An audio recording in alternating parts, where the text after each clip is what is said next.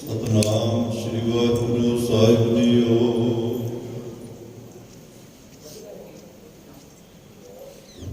ਤੂੰ ਮੇਰੂ ਮੇਰ ਪ੍ਰਭੂ ਸੁਆਮੀ,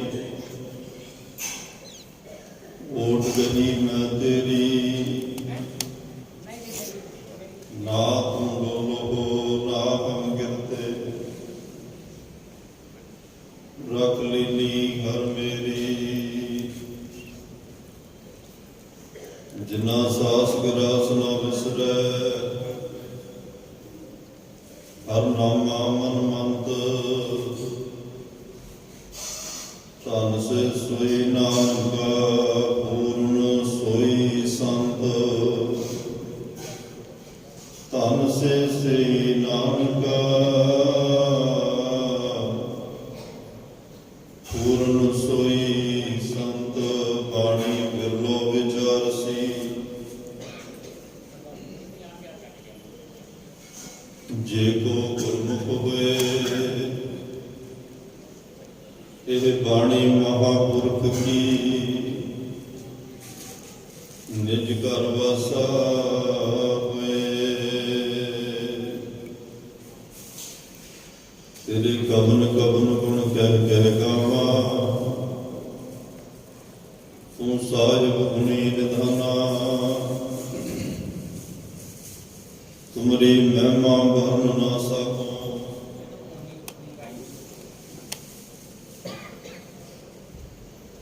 ਤੂੰ ਠਾਕੁਰ ਊਚ ਭਗਵਾਨਾ।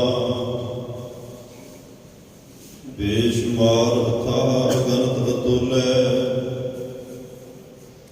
ਜਿਉ ਮਿਲਾਵੈ ਤਿਉ ਨਾਨਕ ਦਾਸ ਬੋਲੇ। ਅਗਮ ਅਗੋਚਰ ਸਚ ਸਾਹਿਬ ਮੇਰਾ, ਨਾਨਕ ਬੋਲੇ ਬੁਲਾਇਆ ਤੇਰਾ। ਸਤਨਾਮ ਸ੍ਰੀ ਵਾਹਿਗੁਰੂ ਸਾਹਿਬ ਜੀਓ। ਸਤਿਗੁਰੂ ਸਤਿਗੁਰੂ ਸਤਿਗੁਰੂ ਗੋਬਿੰਦ ਜੀਓ। ਗਲਹਿ ਛਲਨ ਸਬਲ ਮਲਨ, ਭਗਤ ਫਲਨ ਕਾਮ ਕੁਵਰ। ਨਿਹ ਕਲੰਕ ਬਜੀ ਡੰਕ, ਚੜੋ ਦਲ ਰਵਿੰਦ ਜੀਓ। ਰਾਮ ਰਵਣ ਦੁਰਤ ਦਵਣ, ਸਕਲ ਭਵਨ ਕੁਸਲ ਕਰਣ। ਸਰਬ ਭੂਤ ਆਪ ਹੀ ਦੇਵਾਦ ਦੇਵ, ਸਹਿਸ ਮੁਖ ਫਨਿੰਦ ਜੀਓ। ਜਨਮ ਕਰਮ ਮਚ ਕਛ ਹੁਆ ਪ੍ਰਭ, ਜਮਨਾ ਕੈ ਕੂਲ। ਖੇਲ ਖੇਲਿਓ ਜਿਨ ਗਿੰਦ ਜੀਓ। ਨਾਮ ਸਾਰਹੀਏ ਧਾਰ, ਤਜ ਵਿਕਾਰ ਮਨ ਗਿਆੰਦ। ਸਤਿਗੁਰੂ ਸਤਿਗੁਰੂ ਸਤਿਗੁਰੂ ਗੋਬਿੰਦ ਜੀਓ। ਜਨਮ ਕਰਮ ਮਚ ਕਛ ਹੁਆ ਪ੍ਰਭ, ਜਮਨਾ ਕੈ ਕੂਲ। ਖੇਲ ਖੇਲਿਓ ਜਿਨ ਗਿੰਦ ਜੀਓ। ਨਾਮ ਸਾਰਹੀਏ ਧਾਰ, ਤਜ ਵਿਕਾਰ ਮਨ ਗਿਆੰਦ। ਸਤਿਗੁਰੂ ਸਤਿਗੁਰੂ ਸਤਿਗੁਰੂ ਗੋਬਿੰਦ ਜੀਓ। ਸਤਿਗੁਰੂ ਸਤਿਗੁਰੂ ਸਤਿਗੁਰੂ ਗੋਬਿੰਦ ਜੀਓ। ਵਾਹਿਗੁਰੂ ਜੀ ਕਾ ਖਾਲਸਾ, ਵਾਹਿਗੁਰੂ ਜੀ ਕੀ ਫਤਿਹ। ਪਰਮ ਸਤਿਕਾਰ ਦੇ ਸਨਮਾਨਯੋਗ ਚਬਰ ਸ਼ਦਰ ਤਖਤ ਦੇ ਮਾਲਕ, ਜੁਗੋ ਜੁਗ ਅਟਲ, ਸਰਬ ਸਾਂਝੀ ਵਾਲਤਾ ਦੇ ਪੈਗੰਬਰ, ਦੀਨ ਦੁਨੀ ਦੇ ਰਾਖੇ, ਮਨੁੱਖਤਾ ਦੇ ਸਾਂਝੇ ਰਹਿਬਰ, ਗੁਰਤਾ ਗੱਦੀ ਤੇ ਸੁਭਾਈਮਾਨ ਹਲਤ ਪਲਤ ਕੇ ਰੱਖੇ ਤੋ ਧੰਨ ਧੰਨ ਧੰਨ ਸਾਹਿਬ ਸ੍ਰੀ ਗੁਰੂ ਗ੍ਰੰਥ ਸਾਹਿਬ ਜੀ ਮਹਾਰਾਜ। ਸਾਹਿਬਾਂ ਦੀ ਅਪਾਰ ਕਿਰਪਾ ਬਖਸ਼ਿਸ਼ ਰਹਿਮਤ ਦਾ ਸਦਕਾ ਆਪ ਸਰਬੱਤ ਮਾਈ ਭਾਈ ਗੁਰਸਿੱਖ ਸੰਗਤਾਂ ਦਸਵੀਂ ਦੇ ਦਿਹਾੜੇ ਨੂੰ ਮੁੱਖ ਰੱਖਦੇ ਹੋਏ ਗੁਰਦੁਆਰਾ ਸਿੰਘ ਸ਼ਹੀਦਾਂ ਵਿਖੇ ਦੂਰੋਂ ਨੇੜਿਓਂ ਚੱਲ ਕੇ ਗੁਰੂ ਚਰਨਾਂ ਵਿੱਚ ਹਾਜ਼ਰੀ ਭਰਨ ਲਈ ਪੁੱਜੇ ਹੋ, ਵਡਭਾਗੇ ਹੋ, ਧੰਨਤਾ ਦੇ ਯੋਗ ਹੋ। ਬੜੇ ਪਿਆਰ ਦੇ ਨਾਲ ਗੁਰੂ ਗੋਦੀ ਦਾ ਆਨੰਦ ਮਾਣ ਰਹੇ ਹੋ। ਆਪ ਜੀਆਂ ਨੇ ਰੱਬੀ ਗੁਰਬਾਣੀ ਦੇ ਨਿਤਨੇਮ ਸਰਵਣ ਕੀਤੇ। ਆਸਾ ਜੀ ਕੀ ਵਾਰ ਦੇ ਕੀਰਤਨ, ਸ਼ਲੋਕ, ਸ਼ਬਦ, ਪੌੜੀਆਂ, ਛੱਕਿਆਂ ਸਮੇਤ ਆਪ ਜੀ ਨੇ ਸਰਵਣ ਕੀਤੇ ਹਨ। ਉਪਰੰਤ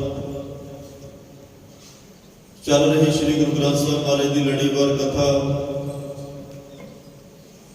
ਗੁਰ ਸ਼ਬਦ ਵਿਚਾਰ ਨਾਲ ਜੁੜਨ ਦਾ ਸੁਭਾਗ ਸਮਾਂ ਵੀ ਆਪਾਂ ਸਾਰਿਆਂ ਨੂੰ ਪ੍ਰਾਪਤ ਹੋਇਆ ਹੈ। ਜਿੱਥੇ ਅੱਜ ਅਸੀਂ ਨਾਲ ਨਾਲ ਗੁਰ ਸ਼ਬਦ ਵਿਚਾਰ ਨੂੰ ਲੈ ਕੇ ਚੱਲਣਾ ਹੈ, ਉੱਥੇ ਅੱਜ ਖਾਲਸਾ ਪੰਥ ਦੀ ਮਾਤਾ, ਸਤਿਕਾਰਯੋਗ ਮਾਤਾ ਸਾਹਿਬ ਕੌਰ ਜੀ, ਜਿਨ੍ਹਾਂ ਦਾ ਪਾਵਨ ਪਵਿੱਤਰ ਆਗਮਨ ਦਿਹਾੜਾ ਵੀ ਹੈ, ਔਰ ਉੱਥੇ ਨਾਲ ਹੀ ਵਿਸ਼ੇਸ਼ ਤੌਰ ਦੇ ਉੱਪਰ ਬ੍ਰਹਮ ਗਿਆਨੀ, ਸੱਚਖੰਡ ਵਾਸੀ, ਬ੍ਰਹਮ ਵੇਤੇ, ਬ੍ਰਹਮ ਨੇਸਤੀ, ਬ੍ਰਹਮ ਸਰੋਤਰੀ, ਧੰਨ ਧੰਨ ਸ਼੍ਰੀਮਾਨ ਸੰਤ ਬਾਬਾ ਜਵਾਲਾ ਸਿੰਘ ਜੀ ਹਰਖੋਵਾਲ, ਉਹਨਾਂ ਦੀ ਬਰਸੀ ਨੂੰ ਸਮਰਪਿਤ ਵੀ ਅੱਜ ਦਾ ਪ੍ਰੋਗਰਾਮ ਵਿਸ਼ੇਸ਼ ਤੌਰ ਤੇ ਉਲੀਕਿਆ ਗਿਆ। ਕੋਸ਼ਿਸ਼ ਕਰਾਂਗਾ ਸਮੇਂ 'ਚ ਰਹਿ ਕੇ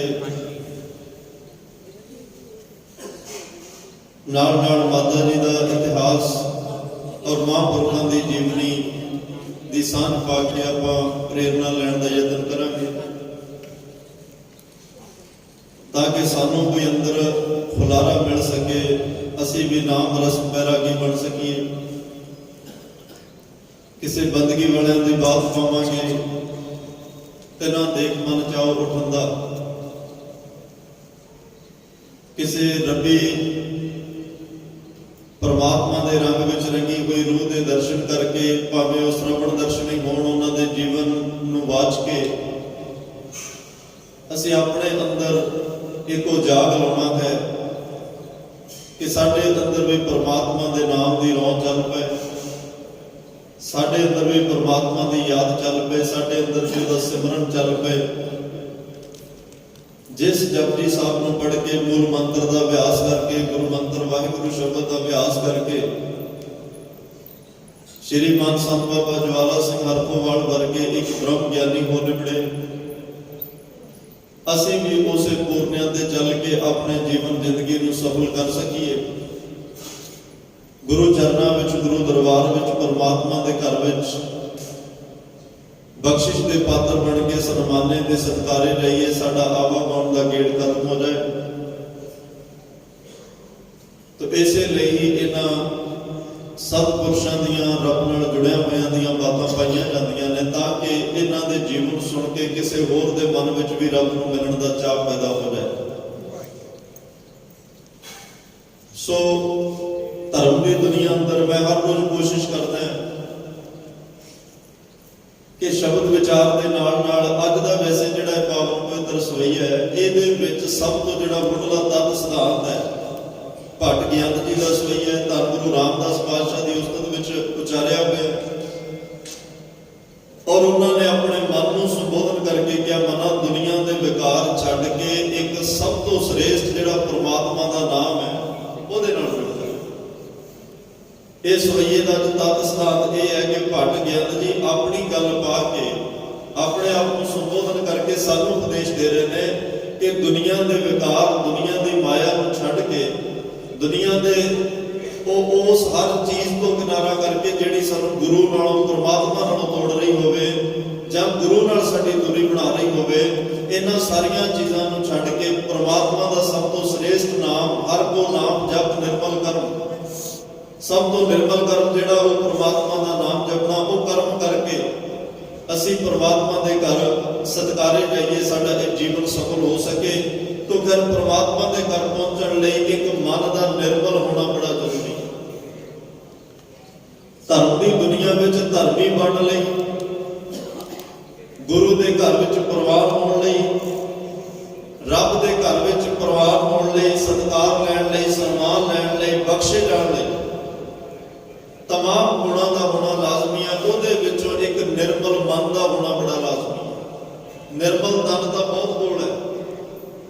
तन नूं मैल रहत बहुतिਆਂ ने कीता होया ते करते भी है, करते रहणगे। पर गुरबाणी मन निर्मल की गल कर रही है। जीओ निर्मल बाहरों निर्मल, गल अंदर दे निर्मल दी है। महाराज साहब कहते ने जेड़ा ये रब दे अनंत गुण हैं, इन्हां गुणां विचों एक निर्मल होना ये भी एक गुणां विचों गुण है। पर मन निर्मल होवे तन नहीं।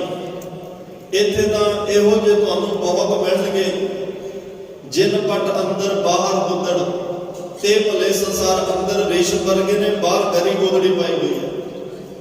वेखण नूं लगेगा कि इहदे कोल की होएगा, पर अंदरों किन्ने क शिंगारे हुए ने, अंदरों किन्ने क नवाजे हुए ने, अंदरों किन्ने क साजे हुए ने, अंदर किन्नी बख्शिश की रहमत जिहड़ी वरती हुई है, ਇਹਦਾ अंदाजा साडे कोल नहीं। असीं तकरीबन संसारी लोग हां, जिहड़ियां अखां साडे बाहर लगियां ने, असीं बाहरी तौर ते वेख के प्रभावित होंदे हां। साडे कोले अंदर वेखण लई उह जिहा अख नहीं जिहड़ी किसी दे अंदर नूं वेख सके। अंदर दा पैरामीटर साडे कोल नहीं है, जिहड़ा अंदर दे पैमाने नाल असीं अंदर दा किसी दा जीवन वेख सकीए। असीं बाहरी तौर ते किसी दा बहुता वड्डा हड़प्पर देखिया, कह दित्ता भी इहदे वर्गा कौन हो सकदा, बड़ा पहुंचिया, बड़ी गलबात है जी। तो जिहदे मगर बहुती भीड़ है, सानूं वो वड्डा लगदा है। जिहदे कोल बहुत कुछ है, सानूं वो वड्डा लगदा है। पर जिनके पल्ले धन वसै, जिन्हां दे पल्ले नाम धन है ना, भाग खड़े हर संत तुम्हारे, जिन घर धन हर नामा, वो वड्डे भागां वाले, वो अमीर ने। कौन वड्डा, माया वड्याई। मारे कहंदे कौन वड्डा, माया वड्याई। जिहड़ा माया नाल जुड़िया वो वड्डा है, जां जिहदे कोल बहुती माया। मारे कहंदे नहीं, सो वड्डा जिन राम लिवलाई पाई, वो वड्डा है जिन्हें रब नाल परमात्मा नाल लिव जोड़ लई। भाग खड़े हर संत तुम्हारे, जिन घर धन हर नामा, जिन्हां दे घर विच हरी धन दा नाम दा खजाना होवे, जिन्हां दे कोले परमात्मा दी रब्बी दौलत होवे, जिन्हां कोले रब दे बेशुमार गुणां दा खजाना होवे, वो अमीर ने।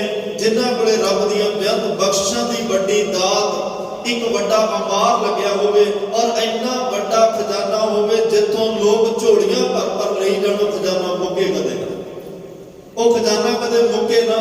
जिन्हों महाराज साहब ये भी कह रहा, जो एक मन एक चित आराध दे, तिन की बरकत खाहे असंख करोड़े। असंख होंदा जिहड़े गिणे ना जाण, जिन्हां दी गिणती ना होवे, जिन्हां ने एक मन एक चित हो के आराध्या, जिन्हां दे अंदर भी हो ते बाहर भी हो, जिन्हां दे मन विच भी होई है, मुख विच भी होई है, जिहड़े जिन्हां दी जुबान भी वही बोल रही है जो मन कह रहा, और जो मन विच है वही रसना ते है। जिन्हां ने मन साचा, मुख साचा सोए, जिन्हां ने इस भावना नाल रब नूं जपिया, अवर ना देखै एक समिन कोए, एक तो बिना किसे अगे टेक नहीं रखी, किसे ते होर भरोसा नहीं कीता, किसे होर अगे झोली नहीं अड्डी, सिर्फ एक परमात्मा साहिब मेरा एको है, एको है भाई, एको है, किसे दूसरे दी गल नहीं। एको सिमरो नानका जो जल थल रहा समाए, जेड़े एक नाल जुड़े, एक नूं सिमरिया, एक नूं ध्याया, एक नूं सुनिया। ब्रह्म ज्ञानी तां हुंदा ही वो है जेड़ा ब्रह्म नूं वेखदा, ब्रह्म नूं सुणदा, ब्रह्म नूं माणदा, ब्रह्म नूं ध्याउंदा, ब्रह्म तो बिना दूसरे दी गल कोई नहीं करदा, वो ब्रह्म ज्ञानी हुंदा। नानक इह लक्षण ब्रह्म ज्ञानी होए, इन्हां ने अपना अंदर परमात्मा दा नाम जप के निर्मल कीता हुंदा है। जिन्हां दा मन निर्मल हो जाए, वो भाई परमात्मा दे घर सत्कारे जांदे आ, वो परमात्मा दे घर विच उन्हां नूं रब्बी दौलतां मिलदियां ने, परमात्मा दे घर विच वो रब्बी बख्शिश नाल नवाजे जांदे आ। महाराज साहब कहते जेड़ा इंसान बाहरी तौर ते निर्मल होने का यत्न करे, वो अंदरों निर्मल होने के दरवाजे हमेशा लिए बंद कर लेता है। जेड़ा कहता भी बस बाहरों जिन्ना नंबर कर सकते करो, माथे तिलक हथ माला पाना, लोग नाराम खिलौना जाना, गली जिन्ना जप मालियां, लोटे हाथ निवाग, गज साढ़े तै धोतियां, लोटे हाथ निवाग, जिन्ना दे कहते ने धोतियां पाइया ने, तीन तरह तीरा करके जनेऊ पाया हुआ, ते मथे ते तीरा तीरा तिलक लाया हुआ, ते इन्ना हाथ विच लोटे फड़े हुए ने। ते महाराज साहब कहते जिन्हों ने बाहरी तौर पर नंबर इन्ना रचिया पर अंदरों निर्मल नहीं किया, वो भावें कोई गंगा किनारे क्यों ना बैठा होवे, कोई जमुना किनारे क्यों ना बैठा होवे, कोई गोदावरी के किनारे क्यों ना बैठा होवे, कोई किसी तीर्थ के किनारे ਪਿਆਰੇ ਵੀ ਕਿਉਂ ਨਾ ਬੈਠਾ ਹੋਵੇ, ਜਿਹਨੇ ਕੱਲਾ ਬਾਹਰੋਂ ਨਿਰਮਲ ਕੀਤਾ, ਅੰਦਰ ਨਿਰਮਲ ਨਹੀਂ ਕੀਤਾ। ਉਹ ਹਰ ਕੇ ਸੰਤ ਨਾ ਆਖੀਐ ਬਾਨਾਰਸ ਕੇ ਠੱਗ। ਉਹ ਭਾਈ ਹਰੀ ਦਾ ਸੰਤ ਨਹੀਂ ਹੋ ਸਕਦਾ, ਉਹ ਬਨਾਰਸ ਦਾ ਠੱਗ ਹੋ ਸਕਦਾ, ਜਿਹਦੀ ਜ਼ੁਬਾਨ ਤੋਂ ਗੱਲਾਂ ਤਾਂ ਬਹੁਤ ਮਿੱਠੀਆਂ ਨੇ ਪਰ ਦਿਲ ਕਾਤੀ ਮੁੜਵਾਤ, ਅੰਦਰ ਛੁਰੀਆਂ ਚੱਲ ਰਹੀਆਂ ਨੇ, ਬਾਹਰ ਬੜੀਆਂ ਮਿੱਠੀਆਂ ਤੇ ਧਰਮੀ ਗੱਲਾਂ ਕਰ ਰਿਹਾ ਤੇ ਜੀਵਨ ਵਿੱਚ ਧਰਮ ਕੋਈ ਨਹੀਂ। ਉਹ ਬਨਾਰਸ ਦਾ ਠੱਗ ਹੋ ਸਕਦਾ ਹੈ, ਉਹ ਸੰਤ ਨਹੀਂ ਹੋ ਸਕਦਾ। ਮਹਾਰਾਜ ਕਹਿੰਦੇ ਨੇ ਜਿਹੜੇ ਬਾਹਰੀ ਤੌਰ ਤੇ ਨਿਰਮਲ ਹੋਣ, ਅੰਦਰ ਮੈਲ ਨਾਲ ਭਰੇ ਹੋਣ, ਉਹ ਇੱਕ ਮਿੰਟ ਲਈ ਵੀ ਪ੍ਰਵਾਨ ਨਹੀਂ। ਉਹਨਾਂ ਨੂੰ ਗੁਰੂ ਘਰ ਵਿੱਚ ਇੱਕ ਸਕਿੰਟ ਲਈ ਵੀ ਜਗ੍ਹਾ ਨਹੀਂ। ਜੇ ਉਹ ਛਲ ਕਪਟ ਕਰਕੇ ਆਉਣ ਵੀ ਗੁਰੂ ਨੂੰ ਕਿਹੜਾ ਪਤਾ ਲੱਗਣਾ, ਇਹ ਨਾ ਸੋਚ ਲੈਣਾ ਵੀ ਫਿਰ ਇੱਥੇ ਪਾਪੀ ਬੰਦਾ ਕਿਉਂ ਆਵੇ, ਸਾਖਤ ਕਿਉਂ ਆਵੇ। ਨਹੀਂ, ਭਾਵਨਾ ਉਹ ਲੈ ਕੇ ਆਓ ਵੀ ਪਾਤਸ਼ਾਹ ਜਿਵੇਂ ਬਾਹਰੋਂ ਨਿਰਮਲ ਹੋ ਗਿਆ ਸਾਨੂੰ ਅੰਦਰੋਂ ਵੀ ਕਰ ਦੇ। ਇਸ ਭਾਵਨਾ ਨਾਲ ਆਈਏ। ਮਹਾਰਾਜ ਨੇ ਬਾਹਰ ਸਰੋਵਰ ਬਣਵਾਇਆ ਕਿ ਭਾਈ ਤਨ ਦੀ ਮੈਲ ਬਾਹਰ ਉਤਾਰਿਆ, ਫਿਰ ਭਾਵਨਾ ਨਾਲ ਅੰਦਰ ਆਈ, ਸ਼ਰਧਾ ਨਾਲ ਅੰਦਰ ਆਈ, ਅਰਦਾਸ ਕਰਕੇ ਬੈਠੀ। ਇੱਥੇ ਜਿਹੜਾ ਅਖੰਡ ਕੀਰਤਨ ਤੇ ਭੋਜਨ ਚੂਰਾ, ਇੱਥੇ ਗੁਰਬਾਣੀ ਦੇ ਪ੍ਰਵਾਹ, ਕਥਾ ਕੀਰਤਨ ਦੇ ਪ੍ਰਵਾਹ ਚੱਲਦੇ, ਤੇਰੇ ਮਨ ਦੀ ਮੈਲ ਉਤਾਰ ਕੇ ਰੱਖ ਦੇਣਾ। ਭਰੀਏ ਮਤ ਪਾਪਾਂ ਕੇ ਸੰਗ, ਉਹ ਧੋਪੇ ਨਾ ਵੈ ਕੇ ਰੰਗ। ਨਾਮ ਦੀ ਦਾਤ ਮਿਲੇਗੀ ਜਿਹੜੀ ਅੰਦਰ ਨੂੰ ਧੋ ਦੇਗੀ। ਤੁਸੀਂ ਰੋਜ਼ ਆਪਣੇ ਨਿਤਨੇਮ ਵਿੱਚ ਪੜ੍ਹਦੇ ਹੋ, ਜੀਓ ਮੈਲੇ ਬਾਹਰੋਂ ਨਿਰਮਲ। ਮਹਾਰਾਜ ਸਾਹਿਬ ਕਹਿੰਦੇ ਬਾਹਰੋਂ ਨਿਰਮਲ ਜੀਓ ਤਾਂ ਮੈਲੇ, ਤਿੰਨੀ ਜਨਮ ਜੂਏ ਹਾਰਿਆ। ਜਿਹਦੀ ਆਹ ਕਰਨੀ ਹੋਵੇ ਨਾ, ਬਾਹਰੋਂ ਮੈਲਾ ਅੰਦਰੋਂ ਮੈਲਾ ਤੇ ਬਾਹਰੋਂ ਨਿਰਮਲ ਬਣਿਓ, ਉਹ ਤਾਂ ਇਉਂ ਲੱਗਦਾ ਜਿਵੇਂ ਉਹਨੇ ਆਪਣੇ ਜੀਵਨ ਨੂੰ ਜੂਏ ਵਿੱਚ ਹਾਰਨ ਦੀ ਸ਼ੁਰੂਆਤ ਕਰ ਲਈ ਹੋਵੇ। ਇਸ ਸੰਸਾਰ ਦੇ ਜੂਏ ਵਿੱਚ ਜੀਵਨ ਜ਼ਿੰਦਗੀ ਨੂੰ ਹਾਰਨ ਦੀ ਸ਼ੁਰੂਆਤ ਕਰ ਲਈ ਹੋਵੇ, ਜਿਹਦਾ ਅੰਦਰ ਤਾਂ ਮੈਲ ਨਾਲ ਭਰਿਆ ਪਰ ਲੋਕਾਂ ਨੂੰ ਭੁਲੇਖਾ ਪਾ ਰਿਹਾ ਵੀ ਜਿਵੇਂ ਮੈਂ ਬਾਹਰੋਂ ਨਿਰਮਲ ਹਾਂ ਉਵੇਂ ਮੈਂ ਅੰਦਰੋਂ ਨਿਰਮਲ ਹਾਂ। ਬੱਗਾ ਬੱਗੇ ਕੱਪੜੇ ਤੀਰਥ ਮੰਜ ਵਸਨ। ਚਿੱਟੇ ਕੱਪੜੇ ਪਾਉਣ ਨਾਲ ਨਿਰਮਲਤਾ ਹੀ ਨਹੀਂ ਆਉਂਦੀ। ਮਹਾਰਾਜ ਸਾਹਿਬ ਕਹਿੰਦੇ ਚਿੱਟੇ ਕੱਪੜੇ, ਚਿੱਟੇ ਲਿਬਾਸ ਤਾਂ ਬਗਲੇ ਕੋਲ ਵੀ ਚਿੱਟੇ ਲਿਬਾਸ ਹੁੰਦਾ ਨਾ। ਬੜਾ ਚਿੱਟਾ ਹੈ ਪਰਮਾਤਮਾ ਕੁਦਰਤ ਨੇ ਬਣਾਇਆ ਉਹਨੂੰ, ਪਰ ਘੁੱਟ-ਘੁੱਟ ਜੀਆਂ ਖਾਵਣੇ ਬੱਗੇ ਨਾ ਕਹੀ ਜਾਣਾ। ਉਹਦੀ ਜਦੋਂ ਦਾਤ ਤੇ ਆਉਂਦਾ, ਤਾਕ ਤੇ ਆਉਂਦਾ, ਉਹ ਉਸੇ ਵੇਲੇ ਜੀਵ ਨੂੰ, ਡੱਡੂ ਨੂੰ ਚੱਕਦਾ, ਮੱਛੀ ਨੂੰ ਚੱਕਦਾ। ਉਹਦੀ ਸੁਰਤ ਤਾਂ ਇੱਕ ਪਾਪ ਬਿਰਤੀ ਵਾਲੀ ਨਾਲ ਭਰੀ ਹੋਈ ਹੈ ਨਾ। ਕੱਪੜੇ ਭਾਵੇਂ ਚਿੱਟੇ, ਲਿਬਾਸ ਭਾਵੇਂ ਚਿੱਟਾ ਹੋਵੇ, ਜਿੰਨੀ ਦੇਰ ਤੱਕ ਬਾਹਰ ਤੌਰ ਤੇ ਜਿਹੜੇ ਚਿੱਟੇ ਲਿਬਾਸ ਨੇ, ਉਸ ਚਿੱਟੇ ਲਿਬਾਸਾਂ ਤਰ੍ਹਾਂ ਮਨ ਚਿੱਟਾ ਨਹੀਂ ਹੋ ਜਾਂਦਾ। ਤਾਂ ਹੀ ਤਾਂ ਬਾਬਾ ਫਰੀਦ ਸਾਹਿਬ ਨੇ ਕਿਹਾ ਸੀ, ਸਿਰ ਪਲਿਆ ਦਾੜੀ ਪਲੀ, ਮੁੱਛਾਂ ਪੀ ਪਲੀਆਂ, ਸਿਰ ਪਲ ਗਿਆ ਭਾਵ ਪੱਕ ਗਿਆ ਹੈ। ਪੱਕੇ ਨਾਮ ਚਿੱਟੇ ਹੋਣ ਦਾ। ਤੇਰੇ ਭਾਈ ਸਿਰ ਦੇ ਵਾਲ, ਦਾੜੀ ਦੇ ਵਾਲ, ਮੁੱਛਾਂ ਦੇ ਵਾਲ ਚਿੱਟੇ ਹੋ ਚੁੱਕੇ ਆ। ਇਹ ਚਿੱਟਿਆਂ ਤੋਂ ਸਿੱਖ ਕਿ ਮਨ ਵੀ ਇਹਨਾਂ ਵਰਗਾ ਚਿੱਟਾ ਹੋਵੇ, ਮਨ ਵੀ ਇਹਨਾਂ ਵਰਗਾ ਸ਼ੁੱਧ ਤੇ ਸਾਫ਼ ਹੋ ਜਾਏ। ਰੇ ਮਨ ਕਹਿਲੇ ਬਾਬਲੇ ਤੂੰ ਮਾਣੇ ਕਿਆ ਰਲੀਆਂ, ਪਰ ਮਨ ਤੇਰਾ ਅੱਜ ਵੀ ਕਾਲਖ ਨਾਲ ਭਰਿਆ ਹੋਇਆ। ਇਹ ਚਿੱਟੇ ਕੇਸਾਂ ਤੋਂ ਸਿੱਧ ਨਹੀਂ ਲੈ ਰਹੇ। ਇਹਨੂੰ ਚਿੱਟੇ ਕੇਸਾਂ ਤੋਂ ਸਿੱਧ ਲੈ ਕੇ ਤੁਰਨਾ ਚਾਹੀਦਾ ਕਿ ਜੇ ਇਹ ਕੇਸ ਚਿੱਟੇ ਹੋ ਗਏ ਮਨਾ, ਤੂੰ ਵੀ ਹੁਣ ਕਾਲੇ ਕੰਮ ਛੱਡ ਕੇ ਮਨ ਦੇ ਵਿੱਚੋਂ ਕਾਲਖ ਨੂੰ ਉਤਾਰ ਕੇ ਚਿੱਟਾ ਸਵੱਛ ਨਿਰਮਲ ਹੋ ਜਾ, ਸ਼ੁੱਧ ਹੋ ਜਾ, ਤਾਂ ਕਿ ਗੁਰੂ ਘਰ ਪ੍ਰਵਾਨਿਆ ਜਾਏ। ਇਹ ਤਿਸਨਾ ਵੱਡਾ ਰੋਗ ਲੱਗਾ ਮਨ ਮਨੋਂ ਵਿਸਾਰਿਆ। ਵੇਦਾਂ ਮੈਂ ਨਾਮ ਤੁਮ ਸੋ ਸੁਣੇ ਨਹੀਂ, ਫਿਰੈ ਜਿਉ ਬੇਤਾਲਿਆ। ਕਹੇ ਨਾਨਕ ਜਿਨ ਸੱਚ ਤਜਿਆ ਕੂੜੇ ਲਾਗੇ, ਤਿੰਨੀ ਜਨਮ ਜੂਏ ਹਾਰਿਆ। ਭਾਈ ਜਿਨ੍ਹਾਂ ਨੇ ਸੱਚ ਤਜ ਕੇ ਵਿਕਾਰਾਂ ਦੇ ਪਿੱਛੇ ਲੱਗ ਗਏ, ਕੂੜ ਦੇ ਪਿੱਛੇ ਲੱਗ ਗਏ, ਝੂਠ ਦੇ ਪਿੱਛੇ ਲੱਗ ਗਏ, ਉਹਨਾਂ ਨੇ ਆਪਣਾ ਮਨੁੱਖਾ ਜੀਵਨ, ਹੀਰਿਆਂ ਵਰਗਾ ਜੀਵਨ ਜਿਹੜਾ ਹੈ ਉਹ ਇਹ ਸੰਸਾਰ ਦੇ ਬਾਜ਼ਾਰ ਵਿੱਚ ਹਾਰ ਚੁੱਕੇ ਨੇ, ਧਰਮ ਦੀ ਦੁਨੀਆ ਵਿੱਚ ਹਾਰ ਚੁੱਕੇ ਹਨ। ਤਾਂ ਮਹਾਰਾਜ ਸਾਹਿਬ ਕਹਿੰਦੇ ਧਰਮ ਦੀ ਦੁਨੀਆ ਵਿੱਚ ਸੱਚ ਦੀਆਂ ਬੜੀਆਂ ਉੱਚੀਆਂ ਕਦਰਾਂ ਕੀਮਤਾਂ ਨੇ। ਬੋਲੀਏ ਸੱਚ ਧਰਮ, ਝੂਠ ਨਾ ਬੋਲੀਏ ਧਰਮ। ਤਾਂ ਖੜਾ ਹੀ ਸੱਚ ਤੇ ਹੈ। ਜੇ ਧਰਮ ਦੇ ਵਿੱਚ ਵੀ ਝੂਠ ਆ ਜਾਏ ਫਿਰ ਲੋਕ ਕਿੱਥੇ ਜਾਣ? ਜੇ ਧਰਮ ਦੇ ਨਾਂ ਤੇ ਵੀ ਠੱਗੀ ਹੋ ਜਾਏ ਫਿਰ ਦੁਨੀਆ ਕਿੱਥੇ ਜਾਵੇ? ਜੇ ਧਰਮ ਦੇ ਨਾਂ ਤੇ ਵੀ ਕਿਸੇ ਦਾ ਖਿਲਵਾੜ ਹੋ ਜਾਏ ਫਿਰ ਦੁਨੀਆ ਕਿੱਧਰ ਜਾਵੇ? ਮਹਾਰਾਜ ਸਾਹਿਬ ਕਹਿੰਦੇ ਧਰਮ ਦੀ ਦੁਨੀਆ ਵਿੱਚ ਭਾਈ ਸੱਚ ਦੀਆਂ ਬੜੀਆਂ ਕਦਰਾਂ ਕੀਮਤਾਂ, ਸੱਚ ਦੀ ਬੜੀ ਅਹਿਮੀਅਤ ਹੈ। ਪਰ ਬਹੁਤ ਵਾਰੀ ਧਰਮ ਦੇ ਜਿਹੜੇ ਲੋਕ ਨੇ ਜਿਨ੍ਹਾਂ ਨੇ ਸੱਚ ਦੱਸਣਾ ਸੀ, ਉਹ ਧਰਮੀ ਲਿਬਾਸ ਪਾ ਕੇ ਧਰਮ ਦੀ ਦੁਨੀਆ ਵਿੱਚ ਰਹਿ ਕੇ ਲੋਕਾਂ ਨੂੰ ਝੂਠ ਬੋਲ ਕੇ ਗੁੰਮਰਾਹ ਕਰ ਗਏ, ਦੁਨੀਆ ਨੂੰ ਕੂੜ ਦੇ ਰਸਤੇ ਤੇ ਤੁਰ ਗਏ। ਕਿਸੇ ਨੇ ਕਿਹਾ ਜੀ ਮਨ ਮੈਲਾ ਮੈਂ ਸਾਫ਼ ਕਰਨਾ ਕਿਵੇਂ ਕਰਾਂ? ਕਦੇ ਤੀਰਥ ਨਾ ਲਿਆ ਕਰ, ਮਨ ਆਪਣੇ ਆਪ ਸਾਫ਼ ਹੋ ਜਾਏਗਾ। ਤੇ ਹੁਣ ਗੁਰਬਾਣੀ ਨੂੰ ਜੇ ਪੁੱਛੀਏ ਮਹਾਰਾਜ ਪਾਣੀ ਵਿੱਚ ਨਹਾਉਣ ਨਾਲ ਮਨ ਸਾਫ਼ ਹੁੰਦਾ, ਮੈਂ ਤੀਰਥਾਂ ਨੂੰ ਕੰਡੈਮ ਨਹੀਂ ਕਰ ਰਿਹਾ। ਅਸੀਂ ਜਾਣਾ ਤੀਰਥ ਸਾਡੇ ਵੀ ਨੇ, तीर्थ नहावन जाओ, तीर्थ नाम है, पर सानू दुनिया तो जे साडा धर्म वखरा है, नानक निर्मल पंथ चलाया, फिर साडे तीर्थ भी वखरे ने। महाराज साहब ने तीर्थ नहावन जाओ, सच्चा नहावन गुरु की सेवा। सच्चा नहाउण तां गुरु की सेवा है भाई। सच्चा तीर्थ गुरु परमात्मा का नाम है। तू नाम दे तीर्थ विच नहा, जिहदे नाल मन मैला जिहड़ा तेरा वो साफ हो जाए। जे तू पानी विच नहा के साफ होण, मन साफ होण दी गल करदा है तां इह तेरा भुलेखा है, इह तेरा बहुत बड़ा भरम है। जल के बचन जे गत होवे, नित नित मेंढक नहावे, मेंढक डड्डू नूं कहंदे आ। मज्जन हुंदा चुब्बी मार के नहाउणा, कहंदे जे पानी विच नहातिया ही तन निर्मल ते मन निर्मल होना हुंदा, फिर नित नित मेंढक नहावे। जैसे मेंढक तैसे होए कर, फिर पछतावे। जेहो जे डड्डू ने भाई, ओह जे ओ मनुख ने जेड़े पानी विच नहाउण नाल ही कल्ला अपने मन दी निर्मलता नूं समझ लैंदे आ कि एक साल बाद तीर्थ नहाओ ते सारे पाप खत्म। महाराज साहब ने कहा नहीं, एक वचन तुहानूं याद होएगा, रामदास सरोवर नहाते सब उतरे पाप कमाते। हरमंदर साहब अमृतसर 5 सरोवर ने, 5 विचों एक भी सरोवर का नाम रामदास सरोवर नहीं है। रामसर है, रामदास नहीं। पर महाराज रामदास सरोवर की गल कर रहे हैं। रामदास केड़ा है? राम दे दास, परमात्मा रमया हुआ सारी जगह। और रमे हुए राम दे दास जेड़े ने, रामदास सरोवर नहाते। जेड़े राम दे दास, हरि परमात्मा दे दास, बाणी रूपी नाम रूपी सरोवर च नहाते, सब उतरे पाप कमाते। मैं भी बेनती करा, जेड़ा पापां दा संबंध है ना, वो साडे मन नाल, अपराध का संबंध साडे शरीर नाल है।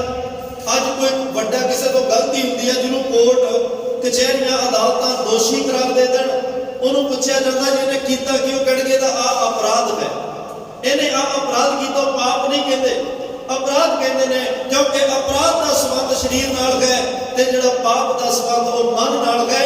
सब उतरे पाप कमाते। महाराज ने अपराध नहीं किया, पाप क्या है? तू ये नाम दे सरोवर विच ना, जेड़े मन नूं पाप लगे ने सारे पाप उतर जाण। महाराज साहब ने कितने प्यारे वचन बख्शिया। महाराज कहते भाई तीर्थ वर्त अरदान कर, मन में धरै गुमान, नानक ने फल जाते ज्यों पुंजर। इशनान तू तीर्थां दे नामे पुण्य दान करे कि मन साफ होवे, तू चंगे काम करे। पर यह सब कुछ करदियां होया जे मन विच हंकार आ गया कि मैं हर साल तीर्थ नहाउणा जी, मेरे जिन्ना पुण्य दान कौन कर सकता है, मेरे जिन्नी सेवा, मेरे जिन्ना नाम कौन जप सकता। नानक ने फल जाते गुरु तेग बहादुर साहब कहते भाई जे हंकार मन विच रख के सब कुछ करेगा, फिर तेरे ये सारा कुछ किया व्यर्थ। इस तरह व्यर्थ जाएगा जिवें हाथी का इशनान होंदा है। हाथी नूं जिन्ना मर्जी मल के नवा लो, बाहर निकलदा ही उन्हें सुंड नाल चक के सारी खाक अपने ऊपर पा लेता, ओहदा नलाया सब कुछ व्यर्थ चला जाता है। तो गरीबनवाज सतगुरु कहते आ मन निर्मल कर, जिन्हां दे अंदर कुछ होर होवे बाहर कुछ होर होवे। बाहरी तौर तो कहना सी निर्मल है जी, अंदरों भी निर्मल ते बाहरों। यह पैमाना तो गुरु कोल है ना, यह पैरामीटर तो गुरु कोल है, यह दिव्य दृष्टि, यह समदृष्टि तो गुरु कोल है, जिहड़ियां अंदर दियां भी जान लैंदा। चित्रगुप्त जिन्हों कहने हैं, चित्रगुप्त कोई ये नहीं भी साडे मोढियां ते बैठे हो। चित्रगुप्त का मतलब एक तस्वीर जिहड़ी साडी लोक वेख रहे आ, दुनिया नूं वेख रहा, दिस रहा असीं की कर रहे हैं। एक साडे अंदर चल रहा जिहड़ा दुनिया तुसीं पढ़दा बनाया होया है कि दुनिया को पता नहीं लगता। राजनीति दुनिया में अक्सर इहो जिहा हुंदा है, कहना कुछ होर ते करना कुछ होर। उत्थे हमेशा ये होंदा, जिवें पंजाबी दी कहावत है ना कि हाथी दे दंद खाण दे होर दिखाउण दे होर। पर सतगुरु पातशाह दा भाई जिहड़ी अंदर गुप्त तस्वीर है, ओनू भी जानते ने भी तेरे अंदर की चलदा है। तू इत्थे तां चतराई ना चतुर कुछ पाई है, इहो जी चतुर बिरती वाले चतराइयां नाल गुरु नूं भी कई वार पाउणा चाहुंदे। सैंस सियाणपा लख होए तां एक ना चले नाल। महाराज साहब कहते जिन्नियां मर्जी सियाणपा चतराइयां कर लै, ये चतराइयां सियाणपा एक भी नाल नहीं चलनी। इवें चतराइयां नाल चतुर ना, चतराई ना चतुर कुछ पाई है, चतराइयां नाल गुरु नहीं। इत्थे तां मन दे राम लिया है बोल, मन दे के मन बेचे सतगुरु के पास, मन बेच के गुरु मिलता, चतराइयां नाल नहीं मिलता। महाराज साहब ने आशा की वार दी कहते बाणी पढ़ो, ਅਰਥਾਂ ਸਮੇਤ ਪੜਿਓ। ਸਦੀਆਂ ਹੋ ਗਈਆਂ, ਸਾਲ ਲੰਘ ਕੇ ਆਸਾ ਦੀ ਵਾਰ ਦਾ ਕੀਰਤਨ ਸੁਣਦਿਆਂ, ਪਰ ਕਦੇ ਉਹਦੇ ਅਰਥਾਂ ਨੂੰ ਸਮਝਿਓ। ਤੁਹਾਨੂੰ ਪਤਾ ਲੱਗੇਗਾ ਕਿ ਕਰਮ ਕਾਂਡ ਕੀ ਹੁੰਦੇ ਨੇ, ਧਰਮ ਦੇ ਨਾਂ ਤੇ ਕਿਹੜੇ ਕਿਹੜੇ ਕਰਮ ਕਾਂਡ ਕਦੇ ਅਸੀਂ ਤਾਂ ਨਹੀਂ ਕਰ ਰਹੇ ਹੋ।